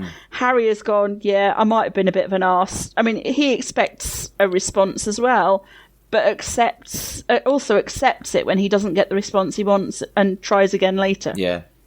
And I think the relationship between Ben and Imogen only serves to highlight how all the other queer relationships are very, very strong in different ways. And I think that's what relationships are. You're not going to have everything perfect, but in this particular episode, it highlights this couple have got this very, very strong. This couple have got this very, very strong. And again, it's lovely. And it's, despite its wistfulness, it's so accurate as well. Yeah, like, it's established that Imogen is childhood friends with Ben. Like, they've known each other since they were kids. But you see how not as strong their relationship is. Like, you kind of see how it isn't as strong. Meanwhile, you look at Nick, who has known people like Darcy and people like Tao and all of that. He's known them for under a year, and he's already so integral in their friend group. And there's that care with literally just the friendship. Stuff like that. I agree. I've got a couple of other notes from that episode. We see really that Darcy is not really that bright. Talking about the trip in the Eurotunnel. You know which comment I'm talking about. I do, and it was adorable. And it was absolutely adorable, but if you think, is she serious? Is she really not understanding what the whole thing about it is? But then it's Darcy. And I think the way her friends reacting, oh, Darcy, not in a lol, let's take the piss kind of way. That's real friendship. You know your friends can be a bit dopey, and you might be fun with them about it rather than actively mean. Another thing was on that same bus is when Isaac and his questioning of just like, how did you know you liked him? And it's just like that same exact thing, and it's just like that same thing where it's just like, oh my god, you just don't know. You're just like, but how can you tell? And it's just like, because you can't tell. I can't tell. Isaac can't tell. And it's like, it was the exact same thing that I've done. Is that when he was just like questioning, I can't remember who it was with, but it was just like I think it was Charlie. But it was just like, how did he know you liked him, you know? Yeah, it was Charlie. And I think those conversations are so difficult for everybody involved, because how do you reply to something like that? Oh, the thing that's made me smile most, I think, in this episode, apart from Darcy's comment, was Tao's expression when Nick's on the phone to his dad. And he suddenly realises that Nick can speak almost fluent French. It's brilliant, isn't it? And it was the complete jaw drop, because you realise at that point Nick can't have actually done French classes with them. He must have done Spanish or something, because otherwise they'd know. And the Nick speaking French, it was a jaw drop moment for quite a few of them, and I thought it was hilarious. Yeah. Nice bit of light-hearted part of the show, which was not relationship stuff. Yeah. My basically big funny moments were both quotes from Mr. Farouk. Love him. When it's just like, I need a drink, and it's just like, maybe we shouldn't drink alcohol, and it's like, I need a croissant. Or later on, when it's the scene where Imogen breaks up with Ben, it's just like, Mr. Farouk is just like, it's literally just like, serious big man, I get bloated, it's not funny. You can definitely see how and why Mr. J falls for him hard. I would fall for Mr. Farouk hard. He's just great. It's just like, he's this stubborn, like, hard character, and it's just like, there's just like, he's actually just really funny, and you can kind of tell that there's something underneath that. Before we talk about Love Bites, I just want to say hard relate to Tao's insecurities and motivation towards the end of this episode. Like I say, even though I've read the books, I wouldn't have thought I'd have quite felt as identify-y, that's not a word, with Tao whilst watching this series. And I always thought I was more like Charlie, but perhaps not, because sexuality isn't the most important part, like you discussed earlier, Sarah. The other thing that stood out of this and throughout the next couple of episodes was regarding the Paris trip and the school funding for the Paris trip. It's like, really? You're getting teenagers to share beds? Even if it wasn't the whole, boys and girls, without even considering gay or bi boys and girls. What school trip gets kids to share beds when they're out and about? I suppose it's a cost-saving thing. I mean, they didn't pay out for the lifts up the Eiffel Tower or whatever like that, but no. It just didn't ring true, sorry. Safeguarding, unfortunately, you and I from the scouting background, and we think... We wouldn't be doing that with our scouts. No. So...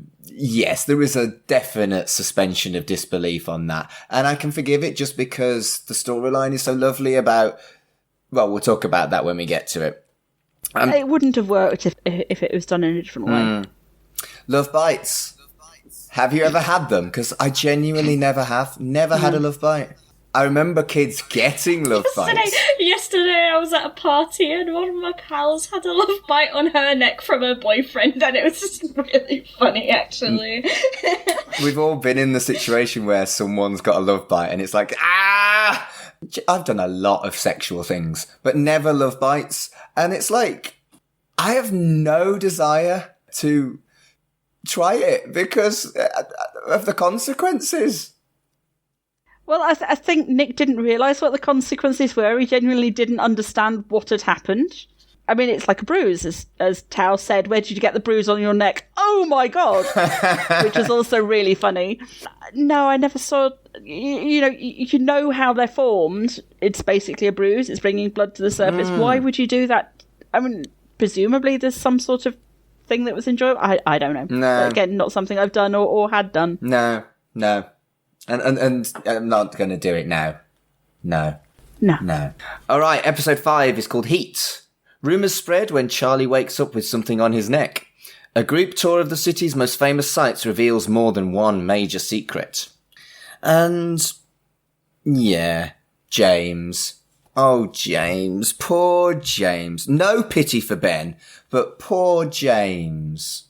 Oh. Getting the blame for something that's definitely not him. No. Yeah, it's just like, oh, only other gay guy, that's so crazy. It's just like, Jesus. It's so sweet, and he's just really likeable.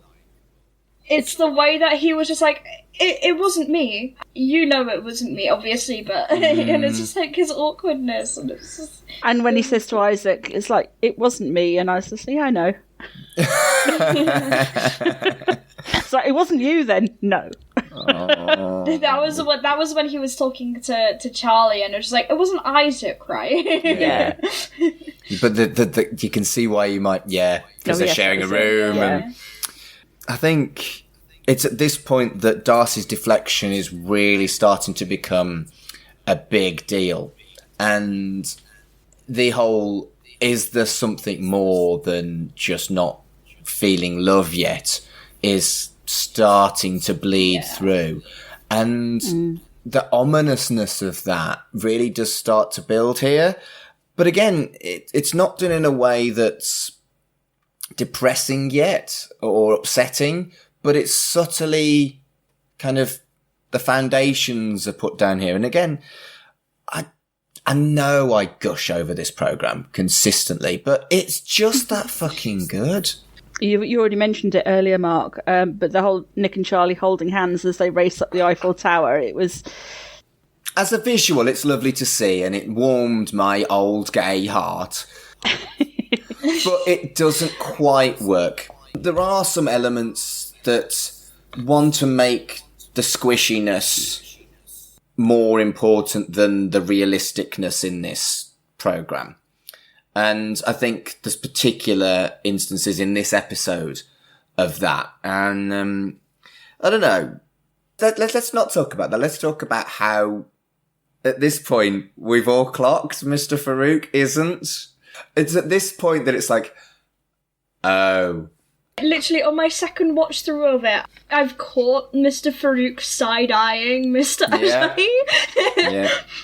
It's happened multiple times at this point, and you actually just see him side-eyeing him. And just watching him as he moves away, sort of thing. Yeah. As Mr. Ajayi is just moving away, it's just his eyes lingering. And it's just like, okay, sir. and we talked about the orcs between Elle and Tao earlier on in the series. You see that orcs happen between Mr. Farouk and Mr. Ajayi, and again, they are a similar age to me. Hard relate. But it's so nice to see. Again, I think Thomas mentioned it to me when we were chatting about the show, about kids who are going through similar things, seeing adults go through similar things later on shows that it's not all about being a teenager. It's still going to happen to you later on. It's one of the main things that I love about Yusuf and Nathan and their entire relationship is that it means that we survive until that age. It's one of those things where when you're a kid and when it's like this modern age, you don't actually see a lot of queer adults who are like your age, Mark. Sometimes you don't have like the parents that know a lot of queer people, and like mum and dad know quite a few queer people, and it's a thing of knowing that you can get to that age and still be queer and still have those experiences and still be queer and actually be an adult, where you just forget sometimes that you can actually survive until then. I never thought about that. I thought that they'd put I thought that the characters were there for me, but I get that now that they're there for you as well. They're my favourite couple in season 2. I feel like I've made that a bit obvious, but they're my favourite couple in season 2, and it's literally just because I think that you can have those same experiences even when you're older, and you can have that kind of thing, like, where you don't need to know who you are. Like, literally, like, Yusuf didn't realise he was gay until his late 20s, and it's just, like, that whole thing. I think we've skipped an episode. Yes. We have, but that's okay. But we don't need to come to that. We don't need to come to that yet. We can talk about that a bit later. Also in this episode, there is, again, the Nick being kind and supportive and empathic thing is really highlighted in this episode. I think that kind of true humanity is something that everyone should and probably do aspire to have. But is it incongruous in a kid that's only 16? Older than he seems. Some kids are wise beyond their years. Maybe he's just one of them. But yeah, it did feel a little artificial sometimes in that he's too good to be true. But then again, some kids do feel older than their years. We've again got the comparison with Ben and Harry in this episode. Yeah. There's the Ben and Nick talk, Ben making an apology, but making it again all about him. Yes. And assuming an apology makes it all right. Yeah. And it doesn't. There are some things you can't forgive after an apology. Yeah. And Harry the scene at the top of the Eiffel Tower when the rugby boys ask whether it was Nick that gave Charlie the hickey, and Nick was like, "What if it was? Are you jealous?" Yeah. And Nick said that, but Harry was immediately like, "All right, lads, just come off it. Like, leave him alone." Yeah, that's it. So subtly supporting, and the contrast between Harry and Ben, who were both idiots and arseholes in season 1. Yeah.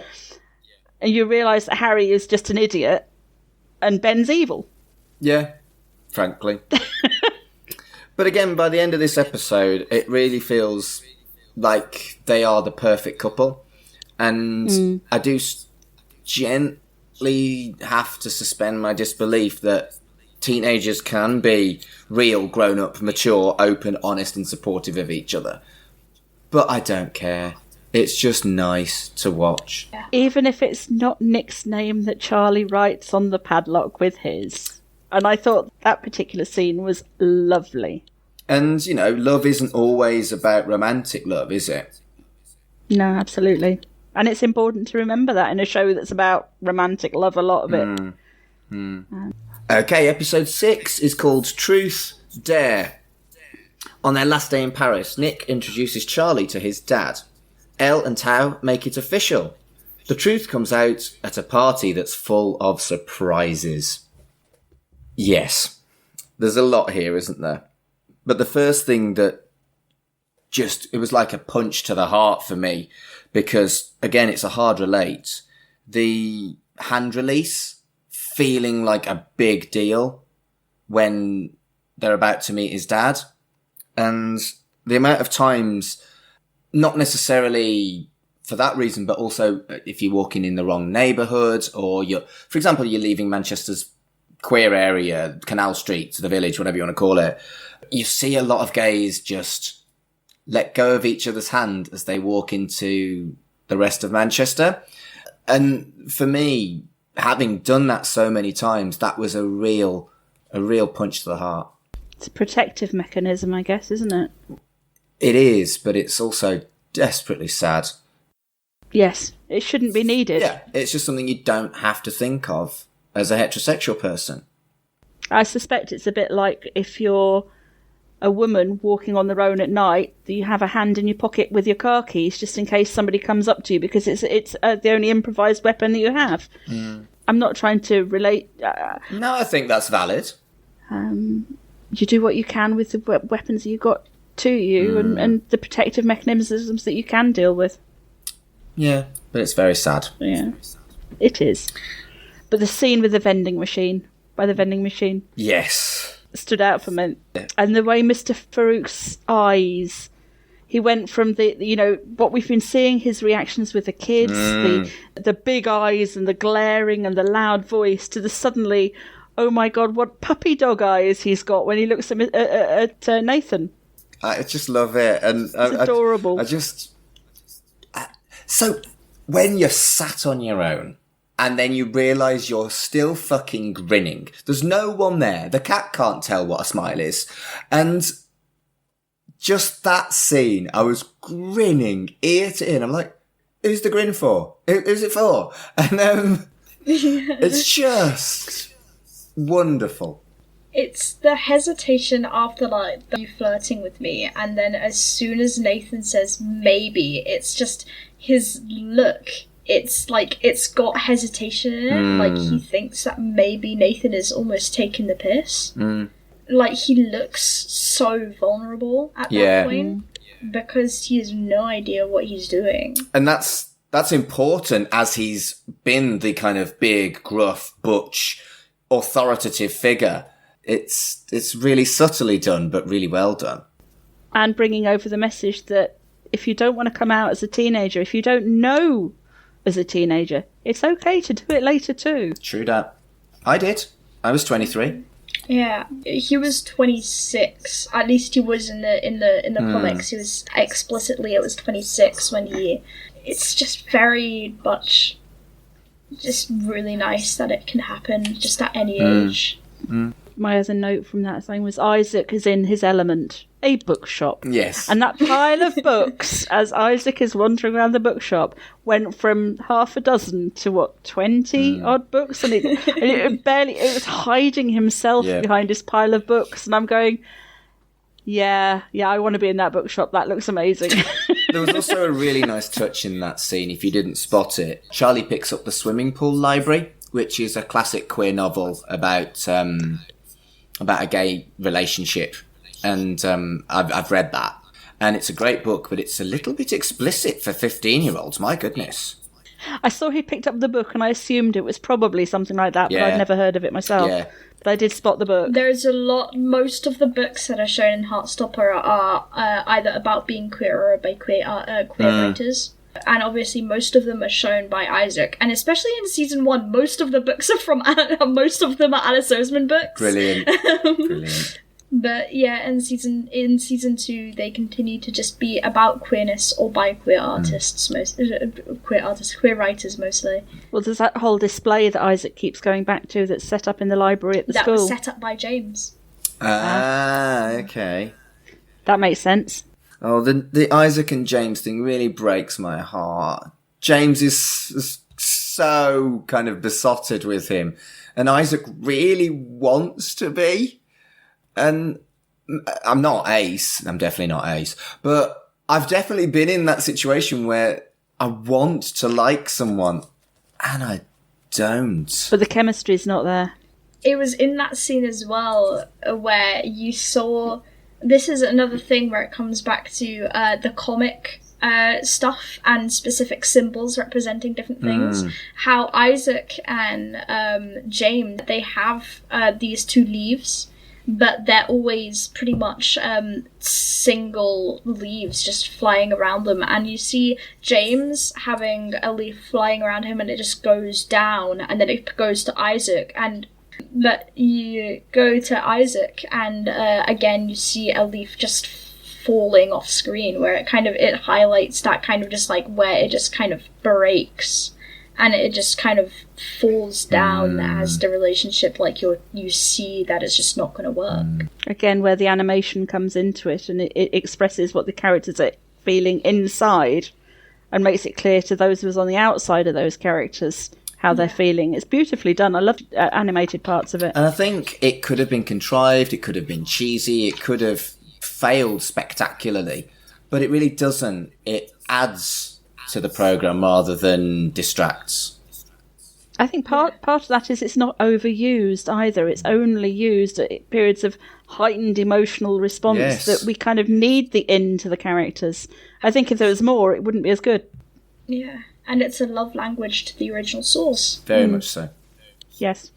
I want to talk about Harry's apology. We've been talking about how he's been improving, but whilst it wasn't good enough, I thought it was pretty close. And I think maybe in that situation, I might have let Harry in. What do you think, Tom? I think his apology was good. I think he should have done it, and the way he did it was good. However, I wouldn't have let him in. Because of the fact that he was one of the main tormentors of Charlie and everything like that. How just because you can tell that someone's changed, and Harry acknowledges it, like thanks for acknowledging not being as much of a thing. But again, Charlie just says no. And it's the way that it's just like, you can acknowledge that someone gets better, but it doesn't mean that they deserve forgiveness. It also makes me wonder how much Harry was involved in Charlie's bullying because of that reaction. Yeah, and I think that is probably the case. I think that's what's implied. It was a good apology, and I think most people might have let him in, but I also think letting him in was an apology makes everything all right again. An apology doesn't make everything all right again. I think refusing to let Harry come in brings it home to him that he hurt people more than he thought he did. Yeah. And he takes it very well. It's almost an opportunity, even if it feels like a rejection. Yeah. To show that it's a genuine, heartfelt apology. He took it on the nose and continues to improve. Whereas you can imagine, well, Ben, I don't know, how the hell did Ben sneak into that room? Yeah, that's what feels odd, is that Ben shouldn't be there. I mean, he needs to be there for the plot purposes, but if Harry's apology is refused, Ben shouldn't be there. No. Look at us actually having some criticism.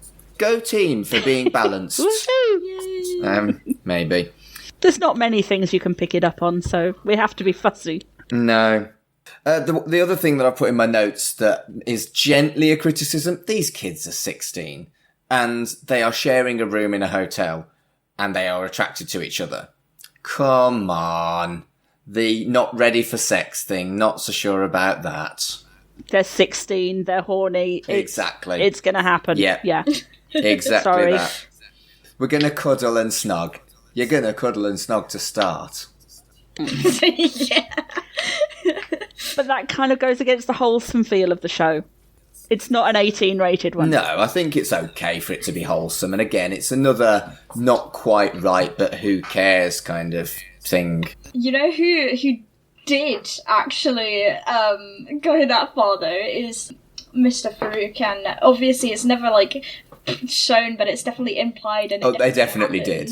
One exactly. It's implied, and it's literally like practically said in the final episode. That their whole thing. It was very, very sweet, and it was really, really nice that way that all happened. And it's the immediate like thing of Yusuf just being like, well, you could always sleep in my bed, and then him immediately being like, nope, that was stupid. And then it's just, yeah, that scene like almost got me. He's adorable. And I am significantly more experienced as a homosexual than it is implied Mr. Farouk is. I still behave like that. You also see again with Mr. Farouk's change in attitude with the kids and his reaction to Darcy's drunkenness. Chunder. Yeah. It was food poisoning. What are you talking about? Well, exactly. It's like, are you going to report it? I don't see how we could report somebody for having food poisoning. And you think, yeah, he cares about the kids. It is an act. And I think when a teacher like that shows their humanity and their understanding, it matters more than the cuddly teacher doing that. Very much. Yeah, and then right at the end of the episode, you see them going back on the bus. And then you see a lot more awkwardness happening. Because it's just like that next day thing. And it's between everyone, but you explicitly see like the thing between the two teachers. How it's just like one makes eye contact and the other is looking down, and then they break it and then the other looks back at them. And then it's just that awkwardness being like they should talk about it, but they don't want to. It's a cliche, but it is what I would call behaving like school kids, and I think that's deliberate. It's exactly going back to that vending machine scene where it says you're still allowed to have those awkward teen moments when you're not a teenager anymore. Yeah. And that was exactly it. It was. Yeah. And I think the only other thing we need to talk about for episode 6 is that the way Nick comes out is actually a really nice way to come out, and It's lovely. And spin the bottle. We all played it. We all played Spin the Bottle. My first kiss with a girl was through Spin the Bottle. I nearly swallowed Nina Tirana's head. I don't know where Nina Tirana is these days, but that poor cow, I had no idea what I was doing. I think I sucked her nose in. I think it was nice to do it like that, just because it also dispels stuff with James. Yeah. And it goes back to the protective nature of Nick, that he realises he has to protect other people more than himself, and I can empathise with that for sure. I mean, for goodness sake, Charlie, why go to truth? I mean, I know the whole thing about the kissing was really awkward with the people. I mean, oh my God, you just felt so cringeworthy. Truth or dare for Charlie at that moment in time was a really, really bad game to be played. It was. Episode 7 is called Sorry. Elle keeps big news from Tao. Ben pressurises Charlie to forgive him, and Isaac opens up to James. Nick invites Charlie to a tense family dinner. And I wrote this down 3 times. Block Ben! Just block him! Fucking block Ben! It's harassment. He just won't leave it alone. No, and you can understand the obsession. He does like him, but you compare him and his selfishness and his complete lack of understanding of how other people feel to Nick. Nick is who you should aspire to be. Ben is who you should fear to be.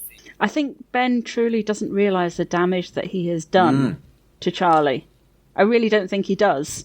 I'm not sure he doesn't care, but I don't think he realises quite how deep the damage that he's done has done. But anybody knows that if someone doesn't reply to you, it's not fair and it's not right to continue to harass someone. And Charlie's too nice to block him. Yeah. And Charlie also, I think, is damaged in a way that because he actually says he felt that when he talks about the bullying later on, he probably felt at that point that almost the harassment was what he deserved. And he doesn't have the confidence in himself or his feelings to be able to block Ben. Whereas the rest of us are going, block him for God's sake. Yeah. I also want to shout out to the cool mums. There are some brilliant cool mums in this episode. There's Tao and Tara and Nick's mum in particular. They just get parenting right. I found it so funny with Tao's mum, how she was just like, oh my gosh, I'm so glad. And it's just like talking about the rest of the family, how she's just like, we've all been waiting for this day. And I'm going to have to tell so-and-so and so-and-so and so-and-so. Yeah. And it's like, as she's leaving, it's just like, we've all been waiting for this. And Tao's like, she's not said she's going to be my girlfriend yet. So, yeah. I mean, you are the person most likely for this to resonate with, Sarah. How did you feel about all the cool mums?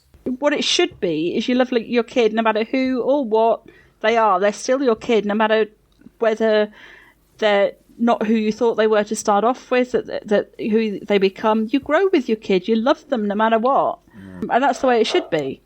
But it isn't for some. And I don't actually get why it isn't for some. Darcy's mum, she's such a hateful character. Yeah. Darcy's mum and the way she behaves is exactly why queer people are scared. Because we know it happens.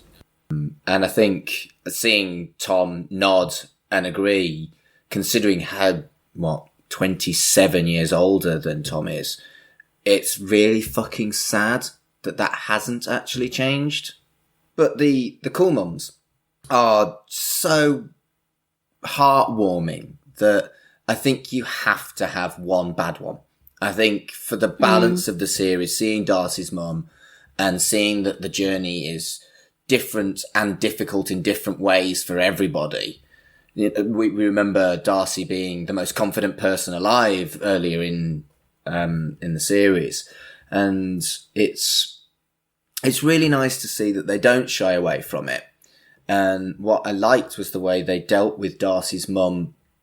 They you saw her shouting, but you didn't hear what she was saying because it's actually irrelevant. Yeah, I thought it must have been a deliberate decision because the music... Oh, it's not like music for the show. It's absolutely amazing. But in that particular scene, the music overwhelms. It's so loud, what we're saying, that it obviously was a deliberate decision to do that. And the visuals as well, leaning into that, like there's this thick, like purple fog, like stuff that's just in the doorway. How it's basically like the scene. It's not about the audio; it's about the feeling of absolutely drowning. One thing I remember, we've been friends a long time, Sarah. When you told me that Tom had transitioned, I knew some kids' parents through scouting that dead name and misgender their kids deliberately because they don't, in inverted commas, agree with it. When you told me about Tom and how supportive you've been, I was like, well, and that's why I'm friends with Sarah, and that's why I'm not friends with these fuckers. I remember a game, I think it was Love Letter, that we'd played at one of the board gaming weekends that we know that we're friends are, and it came over, I remember a conversation that you had with Alex, my older son, that made us all laugh and think, actually, yeah, people don't respond in the same way. In that you'd asked him if he had a girlfriend. Right. And he went, like, no. And then he went, do you have a boyfriend? And was like, well, no. But the reaction was identical from him. So, I mean, Alexander's been very supportive of Tom as well. The way that Alexander's grown has been very good. But it is the fact is that he also has a lot of queer friends. Yeah, and I think it helps. But that amused me back, it's going to be a few years ago now, pre-COVID. Yeah. And he liked that. Yeah, I mean, I don't know. There's a kind of gentleness to that. Maybe these days I would just say, have you got a partner? Regardless of how old someone is. Yeah. He took it well. He did. He was remarkably stoic about it all. He's a good lad. So I want to look at Elle's situation where she's thinking about how a big decision for her might affect everyone around her. And I think it's always excruciating when you're in that situation, taking yourself away from people that care about you and their life is made better for having you around, but for the good of yourself. Now, I'm normally on the opposite side of that. I am a massive put my roots in kind of homemaker, but I do strangely resonate to people who are nomadic, and I don't know why I've ever done that, but I do. And when my nomadic friends move on, it really fucking hurts, but I'm delighted for them that they're doing the right thing for them. So seeing how the opposite side of it is in this program kind of really gave me some food for thought. And I think Tao and his attitude and how he's devastated but paradoxically happy for her is exactly how I feel when I'm going to use inverted commas, but lose someone in that way. I think the show showed it nicely from both perspectives, because you also saw Elle really worried about telling Tao, and in fact putting it off to the point that she didn't tell Tao early enough because he found out through other sources, and that must have been really hard for her as well as for him, because finding it from a third party is never the best way to go. No, it's not. You've got to make the right decision for you. And I would never expect someone to make the wrong decision for them just for me. But it doesn't mean it doesn't hurt. And I think Tao's understanding of that is really understandable. Yes. I think also the fact that most of the friend group upended and caught the train to the Lambert School for the exhibition made it possibly clearer to Tao that it wasn't a long separation. Now that they finally got together, it wasn't something that would keep them apart. He could still see her because they all managed to go there. Yeah. Moving on to Ben's apology. It feels real.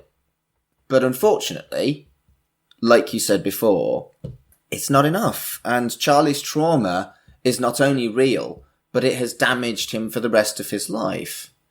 And sometimes an apology isn't enough. Now, the other day I said to someone who did one of those apologies where they then blame you afterwards.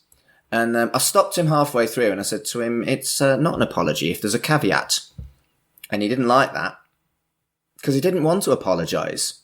He just wanted to say the words to get what he wanted. Now, I don't think that's what Ben does here, but it's still not enough. I think Charlie reacted in an absolutely understandable way. And I do think you're right. I think my notes, it seems like it was a heartfelt apology. It's not enough. Charlie reacted in the way you'd expect him to react because how badly he'd been hurt. I think my concern, actually, I have slight concerns about Ben's reaction at this point. If he's been so completely rejected like this, and he meant it, the rejection at that point, I do worry about his mental health as he goes away from that particular encounter. And Ben, we're not seeing Ben in season 3. Like, he's not coming back to the series, and that's a confirmed fact. It's the after the apology, the rainbow coming out from under the door of the art exhibition, and it's almost like it's reaching out to Ben, and it's just like if he takes that step forward, he would be able to actually take that step forward into everything. But it's the fact that when he walks away, that's the last we are seeing of him. That's it, and he walks himself away, and he will not ever accept himself in the time that we know him. I feel like the rejection is a strange kind of opportunity for Ben, that he can use the moving away thing. You know, he's moving away from the school, he's starting a new life. That's traditionally when you should take an opportunity like that. I mean, I do wonder how different my life would have been if I'd have been brave enough to use moving to Manchester for university as my coming out. And I didn't. I was still scared. I'd like to think that Ben uses the new start as an opportunity to learn from what he's done, maybe even come to terms with who he is. And I kind of like that we don't know. Because do we need to? It's the end of that character's journey. It's the end of the character's journey in relation to the characters that we care about. Yeah. Ben is incidental. He damaged Charlie, so he has affected Charlie in a way that will be going on from the show. But the closure that Charlie gets from that is far more important than Ben's future, although the rejection does make me a little bit concerned about Ben's future, but not enough that I really give a toss. If somebody is at a downtime in their life and they get that massive rejection, they could turn around and do something bad to themselves. I don't think Ben's the right mentality for that, but you never know from the outside. Something a bit lighter. This episode has what I considered the biggest laugh of the entire 8-run series. The bit where they're going to dinner with his dad and they're discussing how they're going to have to behave, and he calls him mate, pal, bro. Yeah. And supportive straight friend. and it's just, bro. I have never, ever used the word bro other than ironically like that. And it's just this, this kind of dorky, skinny kid pretending to be a rugby player. A lad. Yeah, a lad. The only times I have ever used those words, those kinds of words, is I tend to say man a lot. It's like, no worries, man. Yeah. Or stuff like that. And then I use pal sometimes as well. But that's pretty much it. Bro. I would never touch the word No, bro. I wouldn't. I've had people call me bro, and I'm just like, I am not cool enough to be considered a bro. What the fuck do you want? And, yeah, I think it was really needed. And also, in the last episode, it was established how much of a selfish douchebag Stefan is. And I think just a gentle kind of chill moment before what is an inevitability. You know it's going to go to shit. I think it was needed as well. Yeah, it lightens the mood so it can go down again. Yeah. But Tori as well stood out. Tori and Sarah in this episode stood out for me. Tori's so fucking badass. She's fabulous. I think the more I think about it, the more I want to see a Solitaire miniseries. Yeah. I need to read the book, clearly. That one's a bookie book, not a comic book. But I just bloody loved Nick laying down the smack and using the word bullying, and his mom not saying he was wrong is significant. Not many parents would acknowledge that their own child is a bully. That's a hard thing to do. Yeah, probably, yeah. I think also Olivia saying about how she said it's a very sad way to exist when talking about Stefan and how he doesn't involve himself. And how she says it's a very sad way to exist. And I think that's really quite a big thing. And acknowledging that parents aren't perfect. And there are parents who really probably shouldn't be parents, but they are. And how she explicitly just he's not a very good dad. Yeah. Exactly. Yeah. I think what's important to note here as well is it is clearly highlighted that what David has been doing is gaslighting. And it's explicit and it's unpleasant and it's really fucking necessary. And gaslighting is nothing that can be... It's not a pleasant experience when you are gaslighted. You also see David getting a bit of it back from Stefan when Stefan says, "Oh, call me when you get back to Edinburgh," as he says. And David goes, "It's Glasgow." Really highlights how Stefan doesn't actually care about either of the boys. Exactly. As much as he should, because even though, like, he seems to be closer to David, it's just, like, it's so clear that he actually doesn't particularly get involved with either of them. It's almost like they're both an inconvenience, but one of them is a bit more aesthetically pleasing to him. Yeah. He's got his own life in Paris. He's got a new partner and a new family, basically, because I think Nick said in one of the Paris episodes that he's not even met Stefan's new partner yet. Yeah, that's right. But despite the fact they've obviously been established for some time.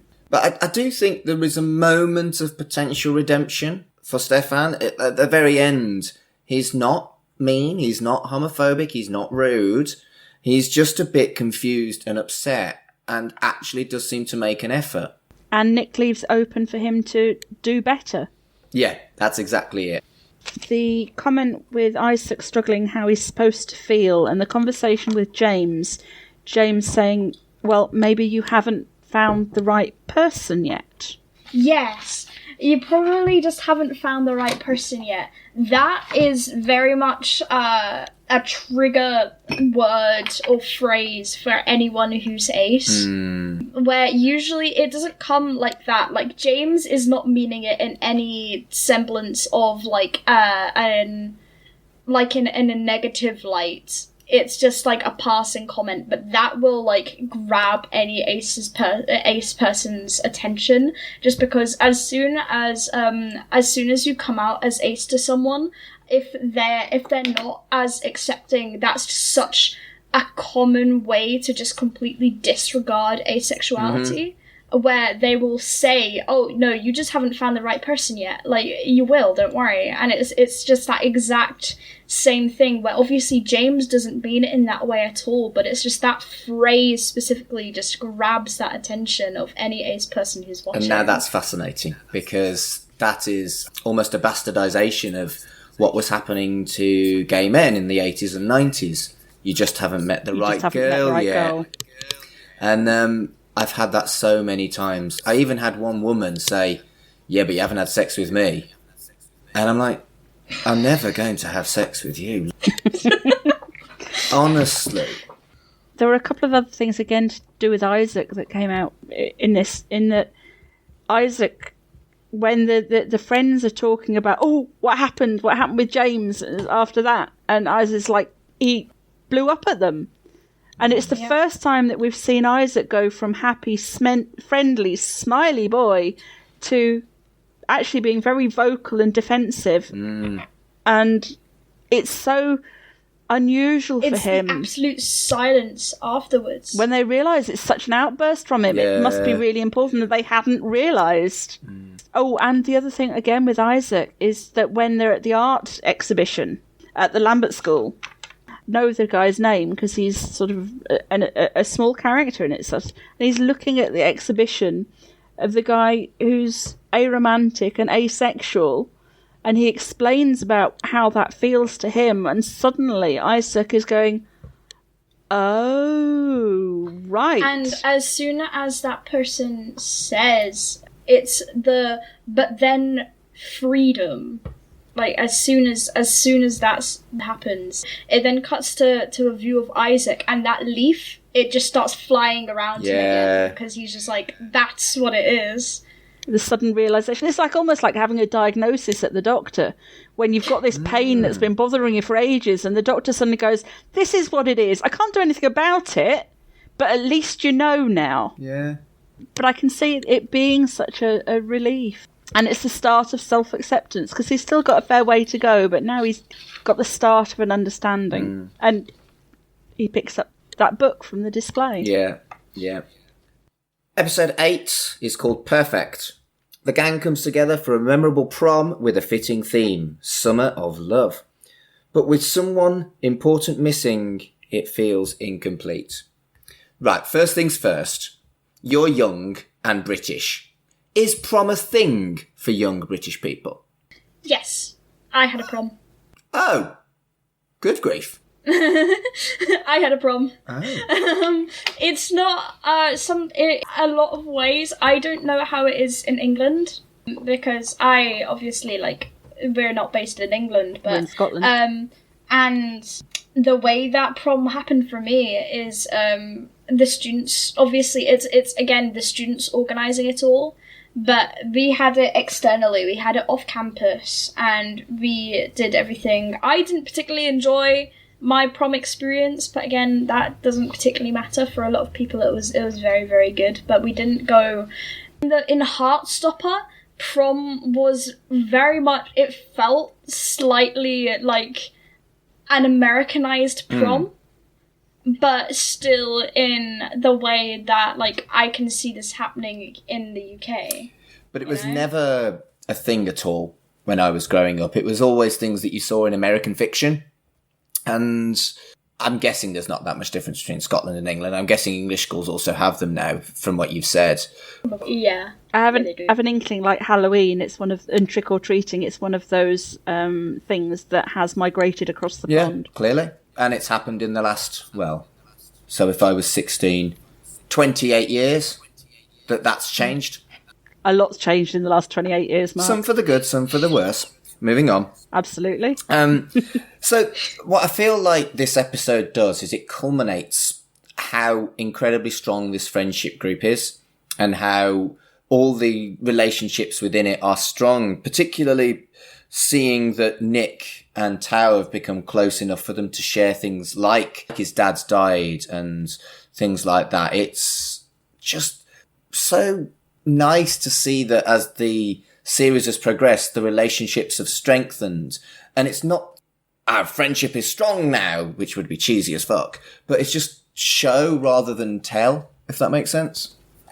It does. Yeah. Just a thing that I really enjoyed, which was just adults being friends as well. It's just Coach Singh just trying to be Mr. Chinese wing woman and just trying to peek at the phone. I just found that very funny. Mm-hmm. Seeing characters that are older being awkward and doubting whether or not someone likes them, it's kind of nice. As much as I watch this because it's the program I wish I had as a kid, it's nice to have that element in it, the grown-ups. Nice to have representation of you as you are, True. rather than you as you would have liked Very it true. to have been. Yeah. I like that the lads, actually not the lads, it was a couple that came up and it's is it true you guys are dating? And it's like, well, yes. It's like, told you about it, you guys make a cute couple. And it was the gentle acceptance of them as a couple rather than making a big deal of it. So it's not the rugby lads, for instance, who you might have thought might have taken it a really bad way, or the negative reactions that a lot of people have. It's told you they were a couple. That's really cool.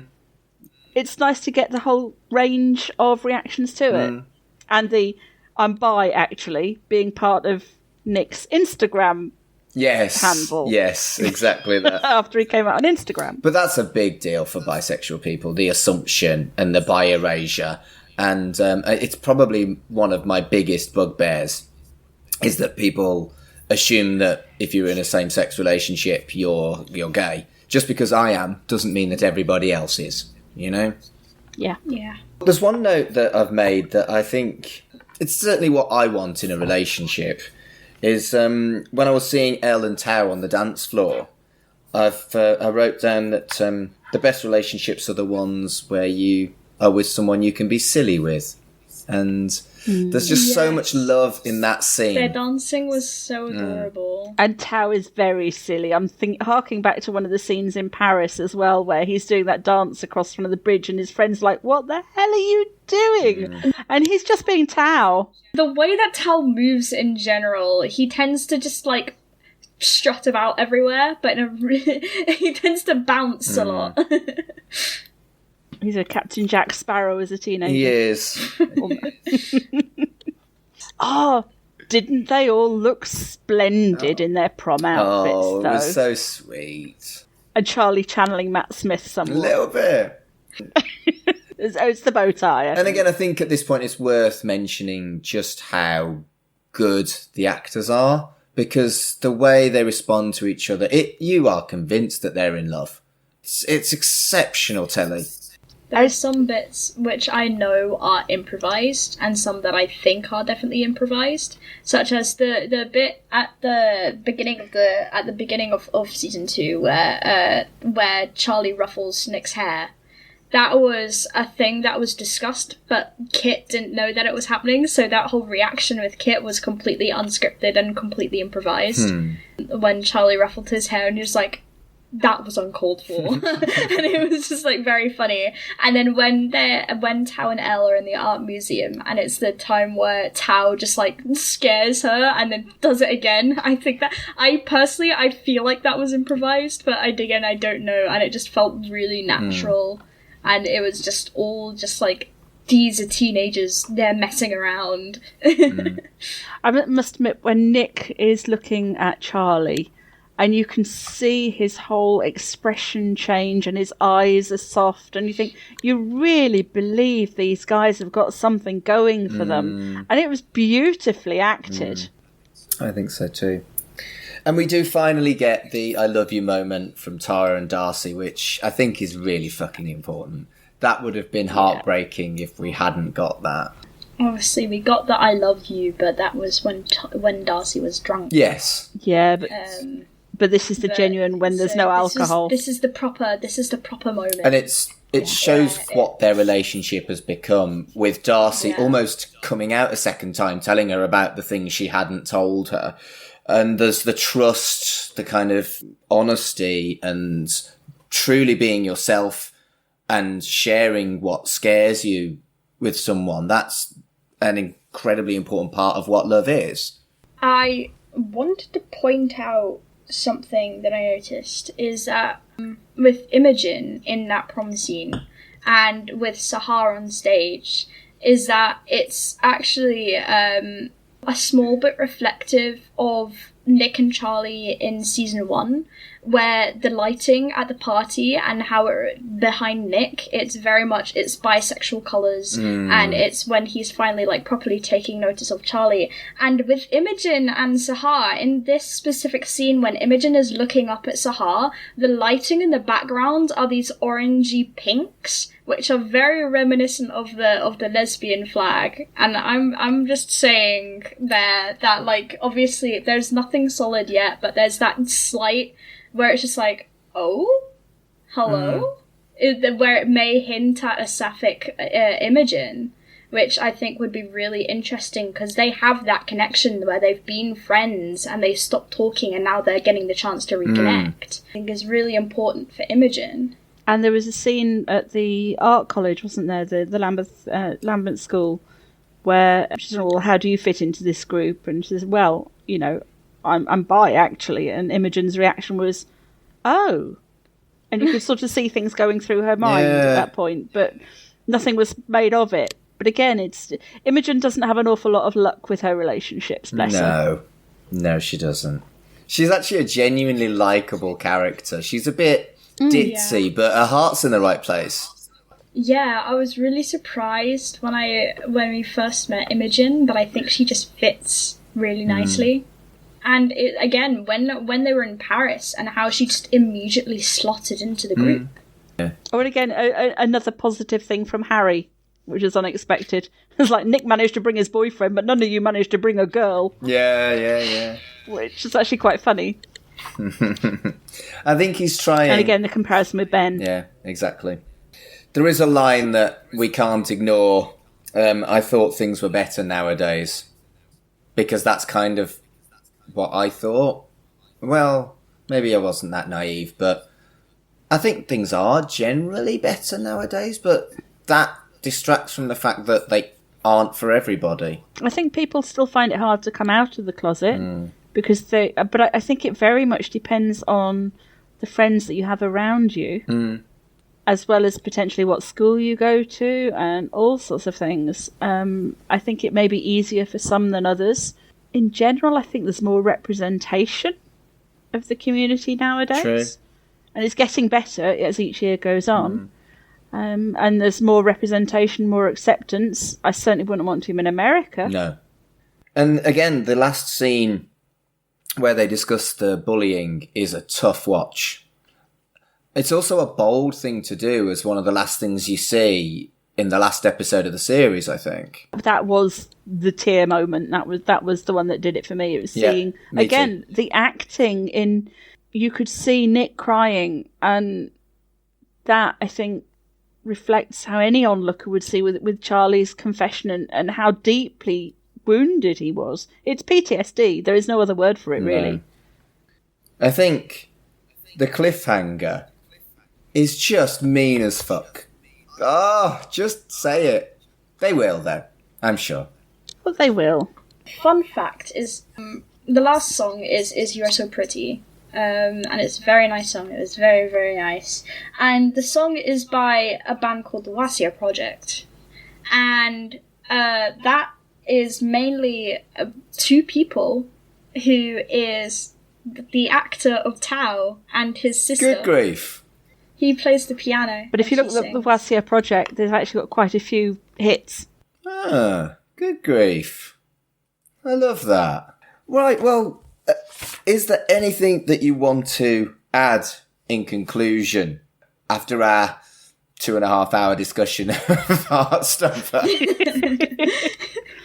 I think one of the things that Heartstopper has helped is realise that whoever you know, whoever you are, there's always something more that you can learn about other people. I mean, I think I'm coming from a background where my family is really accepting, we're understanding, we take people at face value.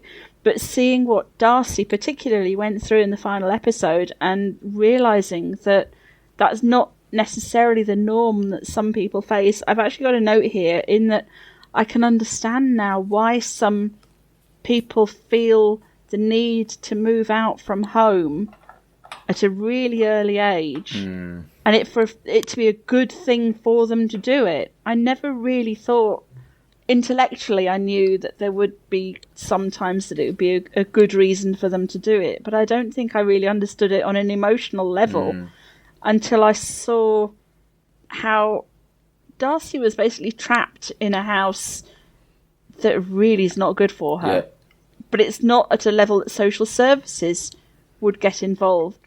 It's emotional mistreatment, and that's not really recognised as something that's bad enough to place a kid in foster care. Anything else that you wanted to add, Tom? Honestly, there isn't a lot. I love Heartstopper and the way that it represents everyone in various different ways. And that just means a whole lot to me. Because it does the representation so well without making it like a whole thing of like representation for representation's sake. I think it's a remarkable programme that speaks to different queer people so well in unique ways, and I'll say it 100 times, I'm just happy it exists for people like you. I am very much glad it exists. Honestly, it's one of those things where it's just like, I know that it's meant for queer kids my age, and I think that it's just so good for people who are my age and slightly younger. Because, like, slightly younger, they also just really need to hear it, so they're just not scared. I'd also like to say it's great for parents of queer kids who can understand some of the things that their kids might be going through that they were completely and utterly unaware of before. The only problem is there's no killer dolls.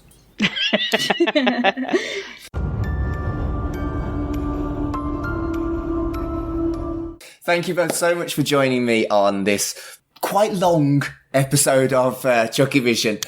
Is there anything you want to shout out? Where can people find you on the internet, Sarah? Not terribly relevant to CHUCKYVISION or to Heartstopper, but I'm a cross-stitch designer. And we trade under Pain-Free Crafts if you're into cross-stitch and supporting artists of all types all over the world. So. And what about you, Tom? Anything you want to plug? I have an Instagram account, which is Golden Ghost with 2 T's _art, which is my art account that I really need to post on more, but that is pretty much my only thing. If you're looking for me, it's at MarkAdamsHC on Twitter and Instagram. not going on Threads, and I'm never calling Twitter anything other than Twitter. Thank you so much for joining me for another episode of Chucky Vision. Dev is back next time, promise, and I'm still not bitter. But until then, wanna play?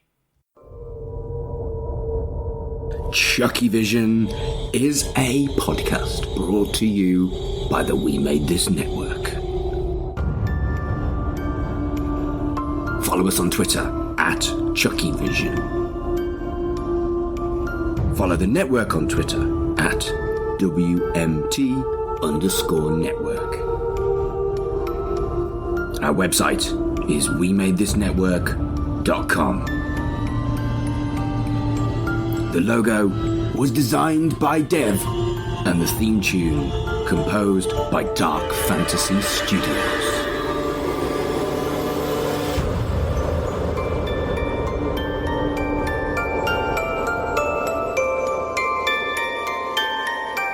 Wanna play? Do you like crime stories, books, and people talking about those things? Then you should check out the Read and Buried podcast. A murder? A murder. Oh. I'm Frankie. And I'm Sarah. And in each episode, we pick a different theme and surprise and delight each other with a cheeky little review. As you started reading it, I was like, this sounds like a romance novel. And then you got to monstrous crime. Yay, there it is. That's what we're here for, isn't it? We're also regularly visited by many talented and best-selling authors, including the likes of Chris Whitaker, Elizabeth Haynes, Emma Stonex, Fiona Cummins, and a whole lot more. I obviously listened to the podcast, and I listened to you interviewing Chris Whitaker, and I thought, oh, hey, that sounds like a really good fun podcast. If you like your crime books with a big side of silly, this is the podcast for you. Listen to the Read and Buried podcast right now, brought to you by the We Made This Network.